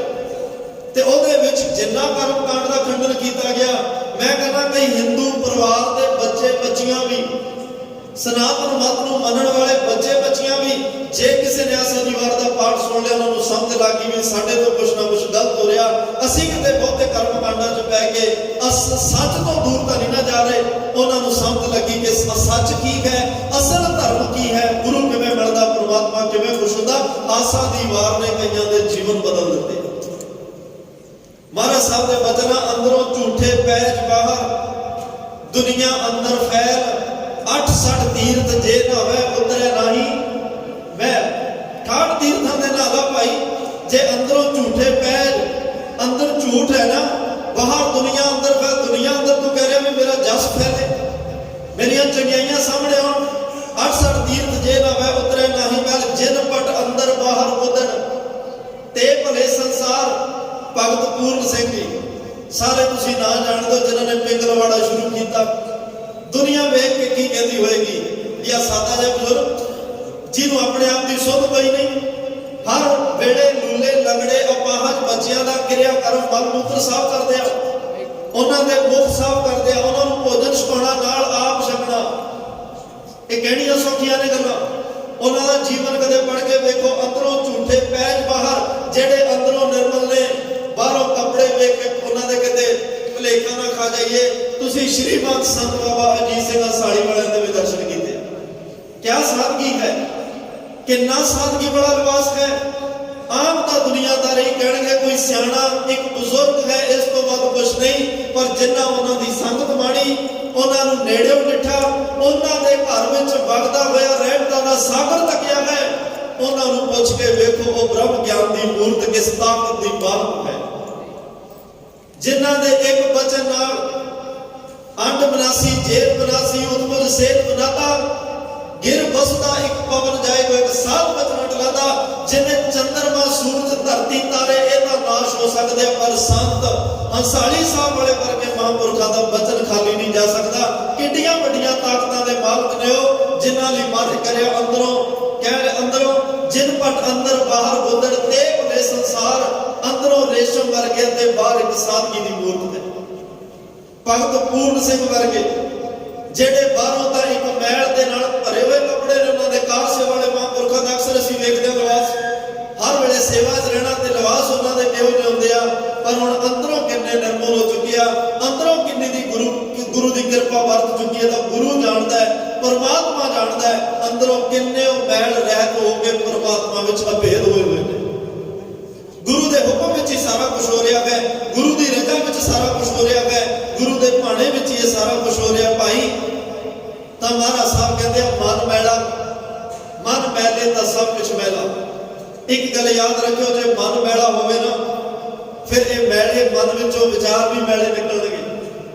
ਇਸ ਮੈਲੇ ਮਨ ਵਿੱਚੋਂ ਸੋਚ ਮੈਲੀ ਪੈਦਾ ਹੋਏਗੀ, ਇਸ ਮੈਲੇ ਮਨ ਵਿੱਚੋਂ ਕਿਸੇ ਲਈ ਮੈਲਾ ਹੀ ਸੋਚਾਂਗੇ, ਇਸ ਮੈਲੇ ਮਨ ਵਿੱਚੋਂ ਕੁਝ ਚੰਗਾ ਨਿਕਲ ਹੀ ਨਹੀਂ ਸਕਦਾ ਜਦੋਂ ਮਨ ਹੀ ਮੈਲਾ ਹੈ। ਮਨ ਮੈਲੇ ਤਾਂ ਸਭ ਕੁਝ ਮੈਲਾ। ਹੁਣ ਕਿਸੇ ਦੀ ਐਨਕ ਦਾ ਸ਼ੀਸ਼ਾ ਕਾਲਾ ਹੋਵੇ, ਉਹ ਕਹੇ ਮੈਨੂੰ ਚਿੱਟਾ ਬਾਹਰ ਦਿਸੇ, ਕਿਵੇਂ ਦਿਸੇਗਾ? ਜਿਹੋ ਐਨਕ ਦਾ ਸ਼ੀਸ਼ਾ ਉਹ ਜੇ ਦਿਸਣਾ ਨਾ, ਲਾਲ ਸ਼ੀਸ਼ਾ ਲਾਉਂਗੇ ਲਾਲ ਦਿਸਣਾ, ਹਰਾ ਸ਼ੀਸ਼ਾ ਹੋਏਗਾ ਹਰਾ ਦਿਸਣਾ। ਹੁਣ ਮਨ ਤੇ ਜਿਹੋ ਜੀ ਮੈਲ ਦੇ ਸ਼ੀਸ਼ੇ ਲੱਗੇ ਨੂੰ ਬਾਹਰ ਵੀ ਹੋ ਜਾ ਕੁਝ ਨਜ਼ਰ ਆਉਂਦਾ। ਰੋਗੀ ਕੇ ਭਾਣੇ ਸਭ ਰੋਗੀ, ਜੇ ਬੰਦਾ ਆਪ ਰੋਗੀ ਉਹਨੂੰ ਸਾਰੇ ਰੋਗੀ ਲੱਗਦੇ ਆ। ਦੁਖੀਏ ਕੋ ਵੇਖੇ ਸਭ ਦੁਖੀਆ, ਦੁਖੀ ਬੰਦਾ ਹੋਵੇ ਉਹਨੂੰ ਸਾਰੇ ਦੁਖੀ ਲੱਗਦੇ, ਸੁਖੀ ਨੂੰ ਸਾਰੇ ਸੁਖੀ ਲੱਗਦੇ ਆ, ਕਿਉਂਕਿ ਮਨ ਜਿਹੋ ਜਿਹੇ ਹਾਲਾਤ ਪ੍ਰਭਾਵ ਕਬੂਲੀ ਬੈਠਾ, ਉਹਨੂੰ ਬਾਹਰੀ ਤੌਰ ਤੇ ਵੀ ਸਾਰਾ ਕੁਝ ਉਹੋ ਜਿਹਾ ਲੱਗਦਾ ਹੈ। ਤਾਂ ਗਰੀਬ ਨਵਾਜ਼ ਸਤਿਗੁਰੂ ਪਾਤਸ਼ਾਹ ਕਹਿੰਦੇ ਆ, ਭਾਈ ਮਨ ਨੂੰ ਨਿਰਮਲ ਕਰਨ ਦੇ 3 ਤਰੀਕੇ ਨੇ, 3 ਸਾਧਨ ਨੇ ਜੋ ਸਤਿਗੁਰੂ ਪਾਤਸ਼ਾਹ ਨੇ ਬਖਸ਼ਿਸ਼ ਕੀਤੇ ਨੇ। ਸਭ ਤੋਂ ਪਹਿਲਾ ਜਿਹੜਾ ਸਾਧਨ ਹੈ, ਇਸ ਮਨ ਨੂੰ ਸਾਫ਼ ਕਰਨ ਦਾ, ਮਨ ਨੂੰ ਮੈਲ ਤੋਂ ਰਹਿਤ। ਹੁਣ ਮਨ ਮੈਲੇ ਦੀ ਗੱਲ ਚੱਲੀ, ਸਾਰਿਆਂ ਦੇ ਮਨ ਵਿੱਚ ਸਵਾਲ ਜ਼ਰੂਰ ਆਇਆ ਹੋਵੇਗਾ ਵੀ ਜੇ ਮਨ ਮੈਲਾ ਤੇ ਇਹ ਸਾਫ਼ ਕਿਵੇਂ ਹੋਵੇ? ਜੇ ਮਨ, ਤੁਸੀਂ ਗੁਰਬਾਣੀ ਕਹਿ ਰਹੀ ਹੈ ਵੀ ਮਨ ਮੈਲੇ ਤਾਂ ਸਭ ਕੁਝ ਮੈਲਾ, ਅਸੀਂ ਅੰਦਰੋਂ ਮੈਲੇ ਆ ਤੇ ਅਸੀਂ ਸਾਫ਼ ਕਰਨਾ ਚਾਹੁੰਦੇ ਹਾਂ। ਬਾਹਰੋਂ ਤਾਂ ਸਾਨੂੰ ਸਮਝ ਲੱਗੀ ਵੀ ਤੀਰਥ ਨਾਵਣ ਜਾਓ, ਤੀਰਥ ਨਾਵ ਕੇ ਤੀਰਥ ਇਸ਼ਨਾਨ ਨਾਲ ਤਨ ਸਾਫ਼ ਹੁੰਦਾ ਹੈ, ਅਰੋਗ ਹੁੰਦਾ ਹੈ। ਪੰਜੋਖਰਾ ਸਾਹਿਬ ਅੱਜ ਸਾਡੀ ਕਿੰਨੀ ਵੱਡੀ ਸ਼ਰਧਾ ਹੈ। ਜਿਹੜੇ ਬੱਚੇ ਬੋਲ ਨਹੀਂ ਸਕਦੇ, ਗੂੰਗੇ ਹੋਣ, ਬਹਿਰੇ ਹੋਣ, ਅੱਜ ਕਿਵੇਂ ਭਾਵਨਾ ਨਾਲ ਸੰਗਤਾਂ ਦੂਰ ਦਰਾਡਿਆਂ ਤੋਂ ਆਉਂਦੀਆਂ ਗੁਰੂ ਹਰਕ੍ਰਿਸ਼ਨ ਸਾਹਿਬ ਝੋਲੀਆਂ ਭਰਦੇ ਆ ਇਸ ਪਾਕ ਪਵਿੱਤਰ ਸਥਾਨ ਤੇ। ਹੁਣ ਮੇਰੇ ਕੋਲ ਕੋਈ ਅੰਕੜਾ ਨਹੀਂ, ਨਾ ਮੈਨੂੰ ਬਹੁਤ ਮਿਲਦੇ ਨੇ ਵੈਸੇ ਅੰਦਰੂਨੀ ਹੈ। ਤੁਹਾਡੇ ਵਿੱਚੋਂ ਕਿੰਨੇ ਹੋਣਗੇ, ਕਿੰਨਿਆਂ ਨੇ ਅੱਜ ਸ਼ਾਮ ਤੱਕ ਰਾਤ ਤੱਕ ਹਾਜ਼ਰੀਆਂ ਭਰਨੀਆਂ, ਜਿਨ੍ਹਾਂ ਨੂੰ ਇਸ ਪਾਕ ਪਵਿੱਤਰ ਅਸਥਾਨ ਤੋਂ ਮਨ ਮੰਗੀਆਂ ਮੁਰਾਦਾਂ ਮਿਲੀਆਂ ਹੋਣਗੀਆਂ, ਝੋਲੀਆਂ ਭਰੀਆਂ ਹੋਣਗੀਆਂ। ਕਿੰਨੇ ਨਾ ਹੋਣ ਵਾਲੇ ਅਸੰਭਵ ਕੰਮ ਹੋਏ ਹੋਣਗੇ, ਜਿੱਥੇ ਦੁਨੀਆ ਦੇ ਆਪਣੇ ਬੰਦੇ ਦੇ ਹੱਥ ਖੜੇ ਹੋਏ ਹੋਣਗੇ, ਉਹ ਕੰਮ ਧੰਨ ਬਾਬਾ ਹਨੂਮਾਨ ਸਿੰਘ ਮਹਾਰਾਜ ਨੇ ਕੀਤੇ। ਕਿੰਨੇ ਬੈਠੇ ਹੋਣਗੇ ਇੱਥੇ, ਉਹ ਆਪ ਜਾਣਦੇ ਆ ਜਾਂ ਗੁਰੂ ਸਾਹਿਬ ਜਾਣਦੇ ਆ, ਤੇ ਉਹਨਾਂ ਦਾ ਮਸਲਾ ਹੈ। ਪਰ ਸਤਿਗੁਰੂ ਪਾਤਸ਼ਾਹ ਕਹਿੰਦੇ ਆ, ਭਾਈ ਜੇ ਮਨ ਦੀ ਮੈਲ ਉਤਾਰਨੀ ਆ ਨਾ, ਤਿੰਨ ਤਰੀਕੇ ਨੇ। ਪਹਿਲਾ ਤਰੀਕਾ ਹੈ ਪ੍ਰਭ ਕੈ ਸਿਮਰਨ ਮਨ ਕੀ ਮਲ ਜਾਏ। ਬੜੇ ਸਾਫ਼ ਅਰਥ ਨੇ, ਤੁਹਾਨੂੰ ਸਮਝ ਆ ਗਏ ਹੋਣਗੇ। ਧੰਨ ਗੁਰੂ ਅਰਜਨ ਸਾਹਿਬ ਦੀ ਰਹਿਮਤ ਹੈ। ਪ੍ਰਭ ਕੈ ਸਿਮਰਨ, ਜੇ ਪ੍ਰਭੂ ਦੇ ਸਿਮਰਨ ਨਾਲ, ਪ੍ਰਭ ਕੈ ਸਿਮਰਨ ਰਿਤ ਸਿੱਧ ਨੌ ਨਿਧ ਹੈ ਨਾ, ਰਿਧੀਆਂ ਸਿੱਧੀਆਂ ਨੌ ਨਿਧੀਆਂ 18 ਸਿੱਧਾ ਦੁਨੀਆ ਦੇ ਪਦਾਰਥ ਮਿਲ ਗਿਆ। ਫਿਰ ਯਾਦ ਰੱਖਿਓ, ਪ੍ਰਭ ਕੈ ਸਿਮਰਨ ਮਨ ਦੀ ਮੈਲ ਵੀ ਉਤਰ ਜਾਂਦੀ। ਕੱਲ ਵੀ ਪਰਸੋਂ ਮੈਂ ਬੇਨਤੀ ਕਰੀ ਕਿ ਨਿਤਨੇਮ ਤੋਂ ਪਹਿਲਾਂ ਕੁਝ ਸਮਾਂ ਮੂਲ ਮੰਤਰ ਦਾ ਅਭਿਆਸ ਕਰੋ। ਜਿੰਨਾ ਵੀ ਸਮਾਂ, ਸਮੇਂ ਦੀਆਂ ਹੱਦਬੰਦੀਆਂ ਤੋਂ ਥੋੜਾ ਜਿਹਾ ਬਾਹਰ ਨਿਕਲੋ ਕਿ ਮੈਂ 2 ਘੰਟੇ ਬਹਿਣਾ, 2.5 ਬਹਿਣਾ। ਜਿੰਨਾ ਕੁ ਸਮਾਂ ਬਹਿਣਾ, ਮਨ ਹਾਜ਼ਰ ਹੋਣਾ ਚਾਹੀਦਾ। ਜੇ ਤਨ 2.5 ਘੰਟੇ ਬੈਠਾ ਰਿਹਾ, ਮਨ 2.5 ਮਿੰਟ ਵੀ ਹਾਜ਼ਰ ਨਾ ਹੋਇਆ, ਫਿਰ ਕੀ ਕਰੋ? ਗੱਲ ਮਨ ਦੀ ਚੱਲ ਰਹੀ ਹੈ, ਤਨ ਦੀ ਨਹੀਂ। ਮਨ ਪਹਿਲੇ ਤਾਂ ਸਭ ਕੁਝ ਪਹਿਲਾਂ। ਗੱਲ ਮਨ ਨੂੰ ਸਾਫ਼ ਕਰਨ ਦੀ ਹੈ। ਜੇ ਮਨ ਸਾਫ਼ ਕਰਨਾ ਤੇ ਫਿਰ ਮਨ ਨੂੰ ਹਾਜ਼ਰ ਰਹਿਣਾ ਪਏਗਾ। ਜੇ ਤਨ ਦਾ ਇਲਾਜ ਕਰਾਉਣ ਲਈ ਹਸਪਤਾਲ ਵਿੱਚ ਰਹਿੰਦੇ ਹੋ ਨਾ, ਜੇ ਉੱਥੇ ਤਨ ਹਾਜ਼ਰ ਨਾ ਹੋਵੇ, ਡਾਕਟਰ ਨੂੰ ਕਹੀਏ ਇਲਾਜ ਕਰ, ਕਿਵੇਂ ਕਰੇਗਾ? ਉਹ ਕਹੇਗਾ ਸਰੀਰ ਹਾਜ਼ਰ ਹੋਵੇ ਮੈਂ ਇਲਾਜ ਕਰ ਦਿਆਂਗਾ। ਜੇ ਹੁਣ ਮਨ ਦਾ ਇਲਾਜ ਕਰਾਉਣਾ ਚਾਹੁੰਦੇ ਹੋ, ਗੁਰੂ ਸਾਹਿਬ ਕਹਿੰਦੇ ਮਨ ਨੂੰ ਹਾਜ਼ਰ ਰੱਖ। ਮੈਂ ਤੇਰਾ ਮਨ ਜਿਹੋ ਜਿਹਾ ਮਰਜ਼ੀ ਹੋਵੇ, ਇਹਨੂੰ ਸਾਫ਼ ਸੁਥਰਾ, ਸ਼ੁੱਧ, ਨਿਰਮਲ ਇਹੋ ਜਿਹਾ ਕਰ ਦਿਆਂਗਾ। ਤੈਨੂੰ ਮਨ ਮੰਦਰ ਅੰਦਰ ਪ੍ਰਮਾਤਮਾ ਦੇ ਦਰਸ਼ਨ ਹੋ ਜਾਣਗੇ। ਪ੍ਰਭ ਕੈ ਸਿਮਰਨ ਮਨ ਕੀ ਮਲ ਜਾਏ। 2 ਮਿੰਟ ਬੈਠੋ, 5 ਮਿੰਟ ਬੈਠੋ, 10 ਮਿੰਟ ਬੈਠੋ। ਜਿੰਨਾ ਸਮਾਂ ਬੈਠਣਾ ਉਹ ਮਨ ਨਾਲ ਜਪਣਾ ਹੈ। ਤੁਹਾਡੇ ਮਨ ਨੂੰ ਸੰਬੋਧਨ ਕਰਕੇ ਮਨ ਨਾਲ ਜਪੋ। ਅੰਮ੍ਰਿਤ ਨਾਮ ਰਿਤ ਮਾਹੇ ਸਮਾਏ। ਫਿਰ ਜਦੋਂ ਮਨ ਨਾਲ ਜਪੋਗੇ, ਅੰਮ੍ਰਿਤ ਨਾਮ ਰਿਤ ਹਿਰਦੇ ਵਿੱਚ ਵਸ ਜਾਏਗਾ। ਹਿਰਦੇ ਵਿੱਚੋਂ ਪ੍ਰਮਾਤਮਾ ਦਾ ਨਾਮ ਟਿਕ ਜਾਏਗਾ ਜੇ ਮਨ ਲਾ ਕੇ ਜਪੋਗੇ। ਫਿਰ ਮਹਾਰਾਜ ਸਾਹਿਬ ਕਹਿੰਦੇ ਦੂਸਰਾ ਤਰੀਕਾ ਹੈ ਪਿੰਗਲ ਪਰਬਤ ਪਾਰ ਪਰੇ ਖਲ ਚੰਦਰ ਬਖੀਤਾ। ਅੰਧਲੇ ਤ੍ਰੈ ਭਵਨ ਸੁਝਿਆ ਗੁਰ ਭੇਟ ਪੁਨੀਤਾ। ਮੈਲ ਉਤਾਰਨ ਦਾ ਦੂਸਰਾ ਤਰੀਕਾ ਦੱਸ ਰਿਹਾ ਮਹਾਰਾਜ। ਅੰਧਲੇ ਤ੍ਰੈ ਭਵਨ ਸੁਝਿਆ ਗੁਰ ਭੇਟ ਪੁਨੀਤਾ। ਮਹਿਮਾ ਸਾਧੂ ਸੰਗ ਕੀ ਸੁਨ ਹੋ ਮੇਰੇ ਮੀਤਾ। ਮੈਲ ਖੋਈ ਕੋਟ ਅਗ ਹਰੇ। ਅਗ ਪਾਪਾਂ ਨੂੰ ਕਹਿੰਦੇ ਆ। ਕਹਿੰਦੇ ਇੱਕ ਸਾਧੂ ਜਨਾਂ ਦੀ ਸੰਗਤ ਕਰ। ਸਾਧੂ ਤੁਸੀਂ ਵੀ ਅਨ ਸਾਧ ਸੰਗਤ ਰੂਪ ਵਿੱਚ ਬੈਠੇ ਹੋ। ਸਾਧੂ ਸ਼ਬਦ 4 ਜਣਿਆਂ ਲਈ ਗੁਰਬਾਣੀ ਚ ਆਇਆ। ਇੱਕ ਪਰਮੇਸ਼ਰ ਲਈ, ਇੱਕ ਸਾਧੂ ਸ਼ਬਦ ਗੁਰੂ ਲਈ ਆਇਆ ਸੰਤ ਸ਼ਬਦ। ਤੀਸਰਾ ਇੱਕ ਗੁਰਮੁਖ ਰੱਬੀ ਆਤਮਾ ਵਾਸਤੇ, ਜਿਵੇਂ ਸ਼੍ਰੀਮੰਤ ਸੰਤ ਬਾਬਾ ਜਵਾਲਾ ਸਿੰਘ ਅਰਖੋਵਾਲ ਵਾਲੇ। ਤੇ ਚੌਥਾ ਸਾਧ ਤੇ ਸੰਤ ਸ਼ਬਦ ਆਪ ਜਿਹੋ ਜਿਹੀਆਂ ਗੁਰਮੁਖ ਸੰਗਤਾਂ ਵਾਸਤੇ ਵੀ, ਸਾਧ ਜਨਾਂ ਵਾਸਤੇ ਵੀ ਆਇਆ। ਹਮ ਸੰਤਨ ਕੀ ਰੇਨ ਪਿਆਰੇ, ਹਮ ਸੰਤਨ ਕੀ ਸਰਨਾ। ਸੰਤ ਹਮਾਰੀ ਓਟ ਸਤਾਣੀ, ਸੰਤ ਹਮਾਰਾ ਗਹਿਣਾ। ਜਿੱਥੇ ਤੱਤਾ ਮੁਕਤਾ ਹੋਏਗਾ ਸੰਤ ਦਾ, ਤੱਤੇ ਮੋਕੜ ਨਾ ਹੋਵੇ, ਉਹ ਸਮਝ ਲੈਣਾ ਬਹੁਤੇ ਸੰਤਾਂ ਦੀ ਗੱਲ ਹੋ ਰਹੀ ਹੈ, ਬਹੁਤੀ ਸੰਗਤ ਦੀ ਗੱਲ ਹੋ ਰਹੀ ਹੈ, ਸਾਧ ਜਨਾਂ ਦੀ ਗੱਲ ਹੋ ਰਹੀ ਹੈ। ਕਿਉਂਕਿ ਗੁਰੂ ਵੀ ਇੱਕ ਹੈ, ਪਰਮਾਤਮਾ ਵੀ ਇੱਕ ਹੈ। ਜਿੱਥੇ ਸੰਤ ਸ਼ਬਦ ਗੁਰੂ ਜਾਂ ਪਰਮਾਤਮਾ ਲਈ ਆਏਗਾ, ਉੱਥੇ ਤੱਤੇ ਨੂੰ ਔਂਕੜ ਲੱਗੀ ਹੋਏਗੀ। ਬਸ ਆ ਸਿੱਧਾ ਮੈਂ ਇੱਕ ਵਿਆਹ ਕਰਦਾ ਨੁਕਤਾ ਤੁਹਾਨੂੰ ਦੱਸਣ ਲੱਗਿਆ। ਜਿੱਥੇ ਤੱਤੇ ਨੂੰ ਔਂਕੜ ਹੋਵੇ, ਸਮਝ ਲੈਣਾ ਵਿਆਹ ਕਰਨ ਮੁਤਾਬਕ ਭਾਵ ਹੋਆ ਗੁਰ ਸੰਤ ਮਿਲਾਇਆ। ਗੁਰੂ ਨੇ ਪਰਮਾਤਮਾ ਸੰਤ ਮਿਲਾ ਦਿੱਤਾ, ਗੁਰੂ ਦੀ ਕਿਰਪਾ ਨਾਲ ਮਿਲਿਆ। ਉੱਥੇ ਸੰਤ ਸ਼ਬਦ ਇੱਕ ਗੁਰੂ ਲਈ ਜਾਂ ਪਰਮਾਤਮਾ ਲਈ ਜਿੱਥੇ ਤੱਤਾ ਮੁਕਤਾ ਹੋਵੇ, ਉੱਥੇ ਇੱਕ ਵਿਅਕਤੀਗਤ, ਇੱਕ ਸਰੀਰ ਰੂਪੀ ਸੰਤ ਦੀ ਗੱਲ ਹੋ ਰਹੀ ਆ। ਇੱਕ ਬਹੁਤੇ ਸੰਤ, ਬਹੁਵਚਨ ਸੰਤਨ ਜਿਵੇਂ ਹੈ, ਸੰਤਨ ਸ਼ਬਦ ਆਏਗਾ, ਉਹ ਸੰਗਤ ਦੀ ਗੱਲ ਹੈ। ਬਹੁਤੀ ਰੱਬ ਨਾਲ ਜੁੜੀਆਂ ਹੋਈਆਂ ਬਹੁਤੀਆਂ ਰੂਹਾਂ ਦੀ ਗੱਲ ਹੈ। ਤੋਂ ਮਹਾਰਾਜ ਸਾਹਿਬ ਕਹਿ ਰਿਹਾ ਪਿੰਗਲ ਪਰਬਤ ਪਾਰ ਪਰੇ ਖਲ ਚੰਦਰ ਬਖੀਤਾ। ਅੰਧਲੇ ਤ੍ਰੈ ਭਵਨ ਸੁਝਿਆ ਗੁਰ ਭੇਟ ਪੁਨੀਤਾ। ਮਹਿਮਾ ਸਾਧੂ ਸੰਗ ਕੀ ਸੁਨੋ ਮੇਰੇ ਮੀਤਾ। ਮੈਲ ਖੋਈ ਕੋਟ ਅਗ ਹਰੇ। ਸਾਧੂਆਂ ਦੀ ਸੰਗਤ ਕਰ, ਇੱਥੇ ਮੈਲ ਕੱਟੀ ਜਾਂਦੀ ਹੈ। ਇੱਥੇ ਕੋਟ ਅਗ ਹਰੇ। ਕੋਟ ਦਾ ਅਰਥ ਹੈ ਕਰੋੜਾਂ ਪਾਪ ਜਿਹੜੇ ਆ ਉਹ ਨਾਸ਼ ਹੁੰਦੇ ਆ ਭਾਈ, ਕਰੋੜਾਂ ਪਾਪਾਂ ਦਾ ਨਾਸ਼ ਹੁੰਦਾ। ਕੋਟ ਆਖ ਹਰੇ ਨਿਰਮਲ ਭਏ ਚੀਤਾ, ਜਿਹੜਾ ਮਨ ਚਿੱਤ ਬੈੜਾ ਹੋ ਚੁੱਕਿਆ ਹੈ ਰੱਬ ਦੇ ਪਿਆਰਿਆਂ ਦੀ ਸੰਗਤ ਕਰਕੇ, ਉਹ ਮਨ ਨਿਰਮਲ ਹੋ ਜਾਂਦਾ ਹੈ, ਉਹ ਚਿੱਤ ਨਿਰਮਲ ਹੋ ਜਾਂਦਾ ਹੈ। ਤੇ ਮਹਾਰਾਜ ਸਾਹਿਬ ਨੇ ਤੀਸਰਾ ਨੁਕਤਾ ਦੱਸਿਆ ਮਨ ਦੀ ਮੈਲ ਉਤਾਰਨ ਦਾ। ਗੁਰਬਾਣੀ ਨੇ ਕੋਈ ਓਲਾ ਨਹੀਂ ਰੱਖਿਆ ਤੇ ਸਾਡਾ ਵੀ ਹੱਕ ਨਹੀਂ ਬਣਦਾ ਵੀ ਓਲਾ ਰੱਖ ਕੇ ਗੱਲ ਕਰੀਏ, ਕਿਉਂਕਿ ਆਦ ਸੱਚ ਜੁਗਾਦ ਸੱਚ ਹੈ ਵੀ ਸੱਚ ਨਾਨਕ ਹੋਸੀ ਪੀ। ਇੱਥੇ ਗੱਲ ਹੀ ਸੱਚ ਤੋਂ ਸ਼ੁਰੂ ਹੁੰਦੀ ਆ, ਫਿਰ ਸਾਨੂੰ ਕੀ ਆਪਾਂ ਇੱਥੇ ਝੂਠ ਬੋਲ ਕੇ ਜਾਈਏ। ਕੋਈ ਗੱਲ ਵਿੱਚ ਪੜਦਾ ਜਾਂ ਓਲਾ ਰੱਖ ਕੇ, ਕੋਈ ਕੱਚਾ ਗੁਰੂ ਹੋਵੇ ਉਹਦੇ ਪੜਦੇ ਰੱਖੇ ਜਾਂਦੇ ਆ, ਕੋਈ ਅਧੂਰਾ ਹੋਵੇ ਪੜਦਾ ਉਹਦਾ ਰੱਖਿਆ, ਪੂਰੇ ਦਾ ਕਹਿੰਦਾ ਪੜਦਾ ਪੂਰਾ ਤਾਂ ਕਹਿੰਦਾ ਜਿਹੋ ਜਿਹਾ ਮੈਂ ਅੰਦਰੋਂ ਆ ਉਹ ਜਿਹਾ ਮੈਂ ਬਾਹਰੋਂ ਆ, ਜੋ ਮੇਰੀ ਰਸਨਾ ਤੇ ਆ ਉਹ ਮੇਰੇ ਮਨ ਵਿੱਚ ਆ, ਜੋ ਮਨ ਵਿੱਚ ਆ ਉਹ ਮੇਰੀ ਰਸਨਾ ਤੇ। ਫਿਰ ਪੜਦਾ ਕਾਹਦਾ। ਤੀਸਰਾ ਨੁਕਤਾ ਮਹਾਰਾਜ ਕਹਿੰਦੇ ਮਨ ਦੀ ਮੈਲ ਉਤਾਰਨ ਦਾ ਹੈ, ਗੁਰਬਾਣੀ ਸੁਣ ਮੈਲ ਗਵਾਏ। ਗੁਰਬਾਣੀ ਸੁਣ ਮੈਲ ਗਵਾਏ। ਦੁੱਖ ਰੋਗ ਸੰਤਾਪ ਉਤਰੇ ਸੁਣੀ ਸੱਚੀ ਬਾਣੀ। ਮਹਾਰਾਜ ਸਾਹਿਬ ਨੇ ਗੁਰਬਾਣੀ ਨੂੰ ਸੁਣ ਭਾਈ। ਘਰ ਵਿੱਚ ਸਹਿਜ ਪਾਠ ਜਦੋਂ ਕਰਾਉਂਦੇ ਨਾ ਉਦੋਂ ਕਰਾ, ਜਦੋਂ ਸੁਣਨ ਦਾ ਟਾਈਮ ਹੋਵੇ। ਅਖੰਡ ਪਾਠ ਸਾਹਿਬ ਉਦੋਂ ਕਰਾ ਜਦੋਂ ਸੁਣਨ ਦਾ ਟਾਈਮ ਹੋਵੇ। ਪਾਤਸ਼ਾਹ ਉਦੋਂ ਕਿਉਂ ਕਹਿੰਦੇ ਗੁਰਬਾਣੀ ਸੁਣ ਕੇ ਮਨ ਦੀ ਮੈਲ ਉਤਰ ਜਾਂਦੀ ਹੈ। ਮੈਂ ਤਾਂ ਕਹਿ ਰਿਹਾ ਇਹ ਬਾਣੀ ਨੂੰ ਸੁਣ ਕੇ ਜਨਮਾਂ ਦੀ ਮਨ ਦੀ ਜਿਹੜੀ ਮੈਲ ਹੈ ਉਹ ਕੱਢੀ ਜਾਂਦੀ ਹੈ। ਤਾਂ ਕਹਿ ਰਿਹਾ ਪਾਤਸ਼ਾਹ ਗੁਰਬਾਣੀ ਨੂੰ ਸੁਣਨ ਲੱਗਿਆ ਮਨ ਨੂੰ ਹਾਜ਼ਰ ਰੱਖ, ਮਨ ਧਿਆਨ ਲਾ ਕੇ ਇੱਕ ਇੱਕ ਸ਼ਬਦ ਨੂੰ ਸੁਣੇ, ਇੱਕ ਇੱਕ ਅੱਖਰ ਨੂੰ ਸੁਣੇ। ਅਖੰਡ ਪਾਠ ਸਾਹਿਬ ਐਵੇਂ ਕਰਾਓ ਜਦੋਂ ਸਾਰਾ ਪਰਿਵਾਰ ਬਾਣੀ ਸੁਣ ਸਕਦਾ ਹੋਵੇ, ਸਾਰਾ ਪਰਿਵਾਰ ਸੇਵਾ ਕਰ ਸਕਦਾ ਹੋਵੇ। ਜਿਵੇਂ ਗ੍ਰੰਥੀ ਸਿੰਘਾਂ ਦੀ ਰੌਲ ਬਦਲਦੀ ਆ, ਐਵੇਂ ਪਰਿਵਾਰ ਦੇ ਮੈਂਬਰਾਂ ਦੀ ਰੌਲ ਬਦਲਦੀ। 2-2 ਘੰਟਿਆਂ ਬਾਅਦ ਪਰਿਵਾਰ ਦੇ ਮੈਂਬਰ ਬਦਲ, ਆਪ ਪ੍ਰਸ਼ਾਦਾ ਬਣਾਉਣ ਗ੍ਰੰਥੀ ਸਿੰਘਾਂ ਦਾ, ਆਪ ਬਰਤਨ ਚੁੱਕਣ ਦੇ, ਆਪ ਬਰਤਨ ਸਾਫ਼ ਕਰਨ। ਅੱਗੇ ਪਿੰਡਾਂ ਵਿੱਚ ਇੱਕ ਅਖੰਡ ਪਾਠ ਸਾਹਿਬ ਹੋਣਾ, ਸਾਰਾ ਪਿੰਡ ਸੇਵਾ ਕਰਦਾ ਸੀ। ਆਪ ਗੁਰਬਾਣੀ ਸੁਣਨੀ, ਚੰਗੇ ਚੋਟੀ ਦੇ ਪਾਠੀ ਹੋਣੇ, ਉਹਨਾਂ ਨੇ ਬੜੇ ਭਾਵਨਾ ਨਾਲ ਗੁਰਬਾਣੀ ਦਾ ਸ਼ੁੱਧ ਪਾਠ ਕਰਨਾ। ਸਾਰੇ ਨਗਰ ਨੇ ਸੁਣਨਾ, ਸਾਰੇ ਨਗਰ ਨੇ ਤਨ ਮਨ ਧਨ ਕਰਕੇ ਸੇਵਾ ਦਸਵੰਧ ਦੇਣਾ। ਫਿਰ ਇੱਕੋ ਹੀ ਅਖੰਡ ਪਾਠ ਸਾਹਿਬ ਨਾਲ ਪਤਾ ਲੱਗ ਜਾਂਦਾ ਸੀ ਕਿ ਅਖੰਡ ਪਾਠ ਸਾਹਿਬ ਹੋਇਆ। ਇਲਾਕੇ ਦਾ ਆਵਾ ਜਿਹੜਾ ਵਾਤਾਵਰਨ ਹੈ, ਆਵਾ ਮੰਡਲ ਹੈ, ਉਹ ਇਲਾਕੇ ਦਾ ਬਦਲ ਜਾਂਦਾ ਸੀ ਇੰਨੀ ਭਾਵਨਾ ਨਾਲ ਅਖੰਡ ਪਾਠ ਸਾਹਿਬ। ਅੱਜ ਜਿੱਥੇ ਅਖੰਡ ਪਾਠ ਸਾਹਿਬ ਮਹਾਰਾਜ ਨੇ ਸਾਨੂੰ ਪਦਾਰਥ ਇੰਨੇ ਦਿੱਤੇ, ਇੱਕ ਜਣਾ ਕਈ ਅਖੰਡ ਪਾਠ ਸਾਹਿਬ ਦੀਆਂ ਸੇਵਾਵਾਂ ਲੈ ਸਕਦਾ। ਲੋ ਜਮ ਕਰਾਉਣੇ ਚਾਹੀਦੇ ਆ, ਪਰ ਆਪਣੇ ਜੀਵ ਆਤਮਾ ਦੇ ਭਲੇ ਲਈ ਬਾਣੀ ਨੂੰ ਸੁਣਨਾ ਵੀ ਲਾਜ਼ਮੀ। ਬਾਣੀ ਨੂੰ ਸੁਣਨਾ।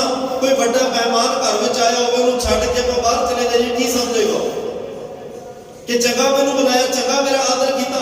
ਹੁਣ ਰਾਜਿਆਂ ਦੇ ਰਾਜੇ, ਮਹਾਰਾਜਿਆਂ ਦੇ ਮਹਾਰਾਜ, ਗੁਰੂਆਂ ਦੇ ਗੁਰੂ, ਪੀਰਾਂ ਦੇ ਪੀਰ, ਸ਼ਹਿਨਸ਼ਾਹਾਂ ਦੇ ਸ਼ਹਿਨਸ਼ਾਹ ਗੁਰੂ ਗ੍ਰੰਥ ਸਾਹਿਬ ਨੂੰ ਘਰ 'ਚ ਬੁਲਾ ਕੇ ਤੇ ਆਪਾਂ ਬਾਹਰ ਤੁਰੇ ਫਿਰੀਏ ਵੀ ਪਾਠੀ ਸਿੰਘਾਂ ਨੂੰ ਪੈਸੇ ਦਿੱਤੇ, ਇਹਨਾਂ ਦੀ ਜ਼ਿੰਮੇਵਾਰੀ ਨਹੀਂ। ਉਹਨਾਂ ਦੀ ਕਿਰਤ ਵੀ ਹੈ, ਉਹਨਾਂ ਦਾ ਗੁਰੂ ਗ੍ਰੰਥ ਸਾਹਿਬ ਦਾ ਅਦਬ ਰੱਖਣਾ ਇੱਕ ਧਰਮ ਵੀ ਹੈ। ਉਹਨਾਂ ਨੇ ਕਰ ਜਾਣਾ, ਆਪਣਾ ਫਰਜ਼ ਨਿਭਾ ਜਾਣਾ ਹੈ।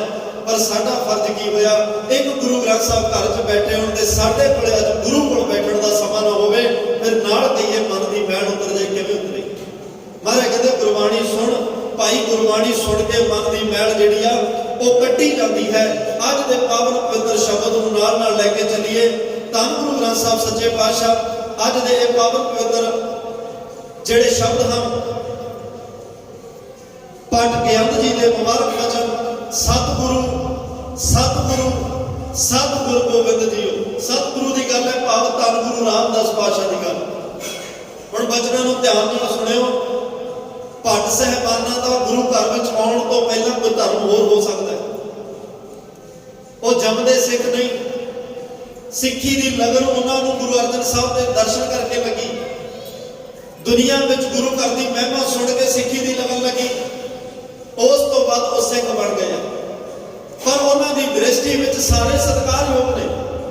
ਅੱਜ ਉਹ ਸਾਰੇ ਅਵਤਾਰਾਂ ਦੇ, ਸਾਰੇ ਪੈਗੰਬਰਾਂ ਦੇ ਜਿੰਨੇ ਵੀ ਦੁਨੀਆ ਤੇ ਆਏ, ਸਭ ਸਤਿਕਾਰਯੋਗ ਨੇ। ਕਿਸੇ ਵੀ ਧਰਮ 'ਚ ਕੋਈ ਪੈਗੰਬਰ ਆਇਆ, ਕਿਉਂਕਿ ਉੱਪਰ ਸਾਰੇ ਇੱਕ ਨੇ, ਕਿਉਂਕਿ ਪਰਮਾਤਮਾ ਇੱਕ ਹੈ, ਕਾਰਨ ਪ੍ਰਭ ਇੱਕ ਹੈ, ਦੂਸਰਾ ਨਹੀਂ ਕੋਈ।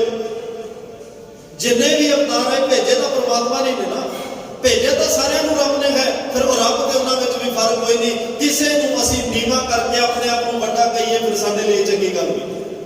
ਹਾਂ, ਸਤਿਗੁਰ ਵੱਡਾ ਕਰਸਾ ਨਹੀਂ ਹੈ। ਅਸੀਂ ਆਪਣੇ ਗੁਰੂ ਨੂੰ ਵੱਡਾ, ਸਰਵੋਤਮ, ਸ੍ਰੇਸ਼ਟ ਸਮਝ ਕੇ ਵਡਿਆਈ ਕਰਨੀ ਹੈ। ਕਿਸੇ ਨੂੰ ਨੀਵਾਂ ਦਿਖਾ ਕੇ ਵੱਡਾ ਨਹੀਂ ਕਰਨਾ, ਕਿਸੇ ਨੂੰ ਨੀਵਾਂ ਕਹਿ ਕੇ ਵਡਿਆਈ ਨਹੀਂ। ਸਤਿਗੁਰੂ ਪਾਤਸ਼ਾਹ ਦੀ ਰਜ਼ਾ ਵਿੱਚ ਰਹਿ ਕੇ ਮਹਾਰਾਜ ਸਾਹਿਬ ਕਹਿ ਰਿਹਾ, ਭਾਈ ਸਤਿਗੁਰੂ ਗੋਬਿੰਦ ਜੀ, ਗੋਬਿੰਦ ਕਹਿੰਦੇ ਆ ਧਰਤੀ ਦਾ ਪਾਲਣ ਵਾਲਾ।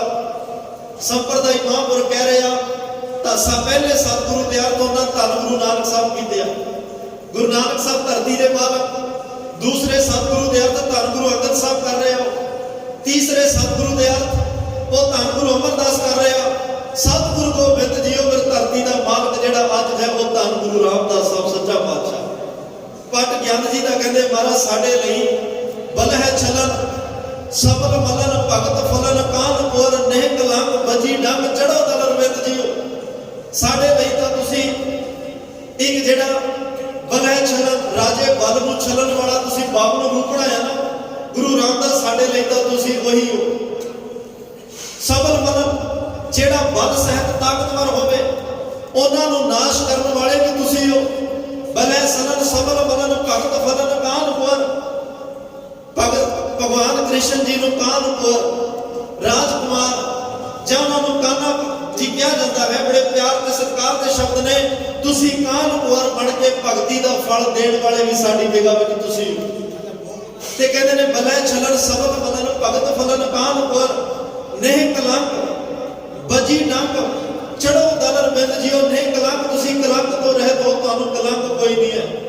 ਲੋਕ ਚੰਦਰਮਾ ਨੂੰ ਵੇਖ ਕੇ ਕਈ ਲੋਕ ਵਰਤ ਤੋੜਦੇ ਆ, ਚੰਦਰਮਾ ਦੀ ਕੋਈ ਪੂਜਾ ਕਰਦਾ ਹੈ, ਪਰ ਕਹਿੰਦੇ ਨੇ ਚੰਦਰਮਾ ਨੂੰ ਵੀ ਕਲੰਕ ਲੱਗਿਆ, ਦਾਗ ਲੱਗਿਆ ਹੋਇਆ ਹੈ। ਧੰਨ ਗੁਰੂ ਰਾਮਦਾਸ ਤੁਸੀਂ ਨੇਕ ਕਲੰਕ, ਤੁਹਾਨੂੰ ਕਿਸੇ ਤਰ੍ਹਾਂ ਦਾ ਕੋਈ ਕਲੰਕ ਕੋਈ ਦਾਗ ਨਹੀਂ, ਤੁਸੀਂ ਕਲੰਕ ਤੋਂ ਰਹਿਤ ਹੋ।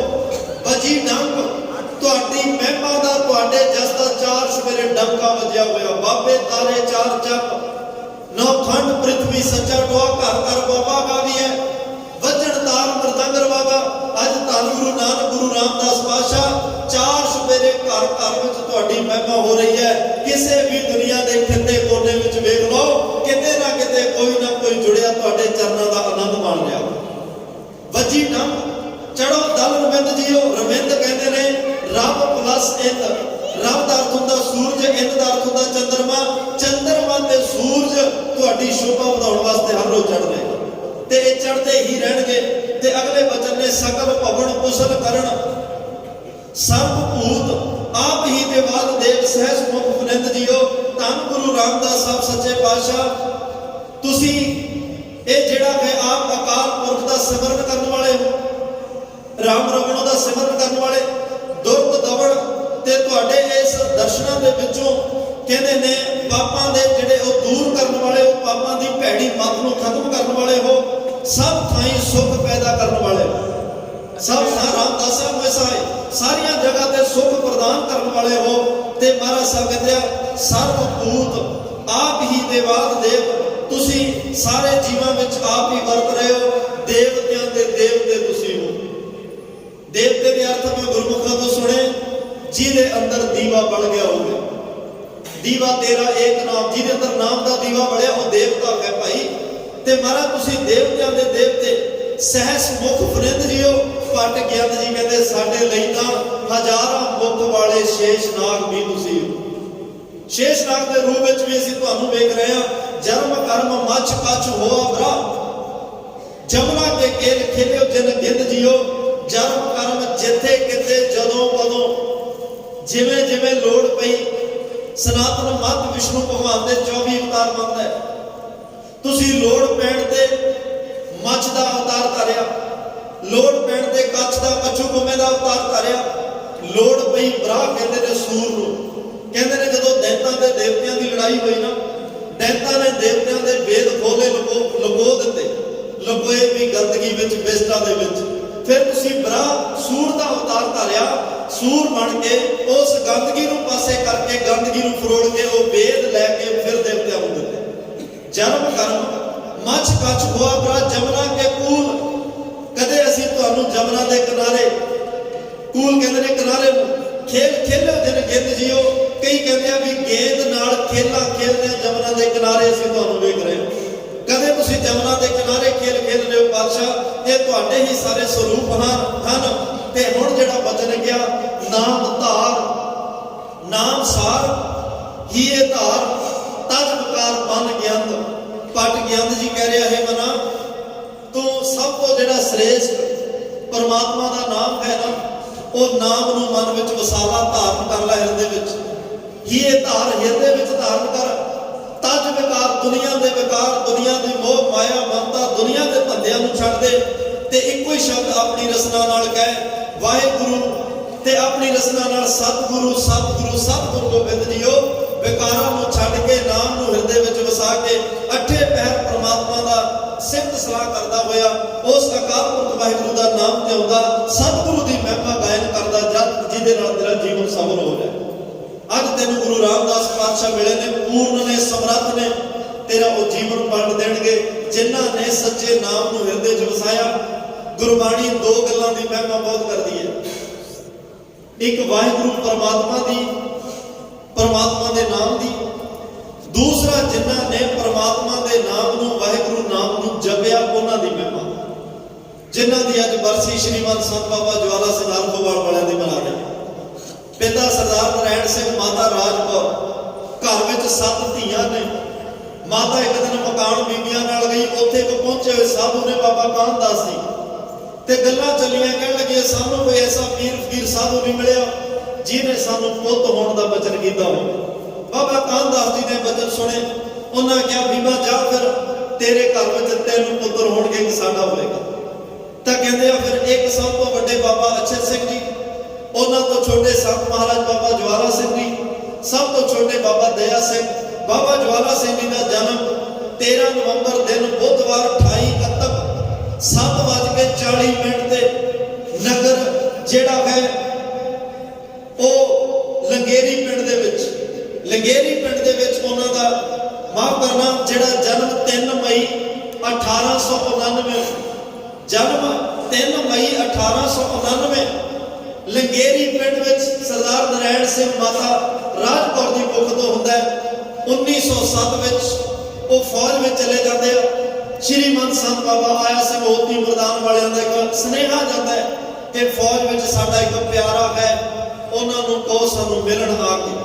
ਬਾਬਾ ਆਇਆ ਸਿੰਘ ਨੂੰ ਉਹਨਾਂ ਦਰਸ਼ਨ ਕਰਦੇ ਨੇ, ਬੜੀਆਂ ਰੱਬੀ ਰੂਹਾਂ ਨੇ ਜੀ। ਸ਼੍ਰੀਮੰਤ ਸੰਤ ਬਾਬਾ ਕਰਮ ਸਿੰਘ ਹੋਤੀ ਮਰਦਾਨ, ਸੰਤ ਬਾਬਾ ਆਇਆ ਸਿੰਘ ਹੋਤੀ ਮਰਦਾਨ, ਸੰਤ ਬਾਬਾ ਖੁਦਾ ਸਿੰਘ ਜੀ, ਸੰਤ ਬਾਬਾ ਵੀਰ ਸਿੰਘ ਨਰੰਗਾਬਾਦ, ਸੰਤ ਬਾਬਾ ਸਾਹਿਬ ਸਿੰਘ ਬੇਦੀ ਉਨਾ ਸਾਹਿਬ ਵਾਲੇ, ਬੜੀਆਂ ਪਹੁੰਚੀਆਂ ਪਾਕ ਪਵਿੱਤਰ ਰੂਹਾਂ ਨੇ। ਸ਼੍ਰੀਮੰਤ ਸੰਤ ਬਾਬਾ ਅਤਰ ਸਿੰਘ ਰੇਰੂ ਸਾਹਿਬ ਵਾਲੇ, ਸ਼੍ਰੀਮੰਤ ਸੰਤ ਬਾਬਾ ਜਵਾਲਾ ਸਿੰਘ ਹਰਖੋਵਾਲ ਵਾਲੇ, ਜਿਨ੍ਹਾਂ ਦਾ ਨਾਮ ਲੈਣ ਨਾਲ ਰਸਨਾ ਪਵਿੱਤਰ ਹੋ ਜਾਂਦੀ। ਐਸੀਆਂ ਬ੍ਰਹਮ ਗਿਆਨ ਦੀਆਂ ਮੂਰਤਾਂ ਬਾਬਾ ਆਇਆ ਸਿੰਘ ਦੇ ਦਰਸ਼ਨ ਕੀਤੇ। ਦਰਸ਼ਨ ਕਰਦੇ ਜਿਵੇਂ ਇੱਕ ਵਿਚਾਲੇ ਪੜਦਾ ਹੋਵੇ, ਕੋਈ ਪੜਦੇ ਨੂੰ ਕੱਟਦੇ, ਪੜਦਾ ਕੱਟਦੇ ਹੀ ਸਾਰਾ ਚਾਨਣ ਪ੍ਰਕਾਸ਼ ਹੋ ਜਾਂਦਾ ਹੈ। ਅੱਜ ਮਹਾਂਪੁਰਖਾਂ ਦੇ ਚਰਨਾਂ ਤੇ ਸੀਸ ਰੱਖਣ ਦੀ ਦੇਰ ਸੀ, ਅੱਜ ਉਸ ਗੱਲ ਦਾ ਚਾਨਣ ਤੇ ਪ੍ਰਕਾਸ਼ ਹੋ ਗਿਆ ਜਿਸ ਕੰਮ ਲਈ ਪਰਮਾਤਮਾ ਨੇ ਮਨੁੱਖ ਦਾ ਜੀਵਨ ਦਿੱਤਾ। ਅੱਜ ਉਹ ਕਹਿੰਦੇ ਨੇ ਸਾਰਾ ਕੁਝ ਅੰਦਰ ਚਾਨਣ ਹੋਇਆ। ਮਹਾਂਪੁਰਖਾਂ ਨੂੰ ਕਿਹਾ ਜੀ ਮੈਂ ਨੌਕਰੀ ਛੱਡਾਂ, ਉਹ ਕਹਿੰਦੇ ਹਲੇ ਨਹੀਂ, ਹਜੇ ਛੱਡਣ ਦੇ ਵਿੱਚ ਬੜੀਆਂ ਰੁਕਾਵਟਾਂ ਤੇ ਵਿਘਨ ਪੈਣਗੇ, ਹਲੇ ਤਾਂ ਬੜਿਆਂ ਨੂੰ ਜ਼ਿਆਦਾ ਮਿਲਣਾ। 1914 ਆਇਆ, ਵਰਲਡ ਵਾਰ ਲੱਗੀ, ਤਾਂ ਉਹਨਾਂ ਕਿਹਾ ਜੀ ਕੀ ਹੁਕਮ ਹੈ? ਕਹਿੰਦੇ ਫਰਾਂਸ ਵਿੱਚ ਜਾਓ, ਕਈ ਵਿਛੜੇ ਹੋਏ ਪਿਛਲੇ ਜਨਮਾਂ ਦੇ ਸਾਥੀ ਉੱਥੇ ਮਿਲਣਗੇ। ਫਿਰ ਉੱਥੇ ਸੰਤ ਬਾਬਾ ਮੱਘਰ ਸਿੰਘ ਰਾਮਗੜ੍ਹ ਵਾਲੇ ਮਿਲਦੇ ਆ, ਉੱਥੇ ਸੰਤ ਬਾਬਾ ਮੇਹਰ ਸਿੰਘ ਜੀ ਮਿਲਦੇ ਆ, ਉੱਥੇ ਸੰਤ ਬਾਬਾ ਭਗਤ ਸਿੰਘ ਨਿੱਜਰ, ਬੜੀਆਂ ਪਾਕ ਪਵਿੱਤਰ ਰੂਹਾਂ ਫਰਾਂਸ ਵਿੱਚ ਮਿਲਦੀਆਂ ਨੇ। ਤੇ ਕਹਿੰਦੇ ਆ ਜਦੋਂ ਵਰਲਡ ਵਾਰ ਲੱਗੀ, ਐਡਾ ਜਿਹੜਾ ਵਿਸ਼ਵਾਸ ਗੁਰੂ ਪਰਮਾਤਮਾ ਦੇ, ਫੌਜ ਦੇ ਮੁਖੀਆਂ ਨੇ ਕਿਹਾ ਵੀ ਸ਼ਰਾਬ ਤੇ ਮੀਟ ਵਰਤਾਓ ਫੌਜ ਨੂੰ, ਫਿਰ ਲੜਨਗੇ।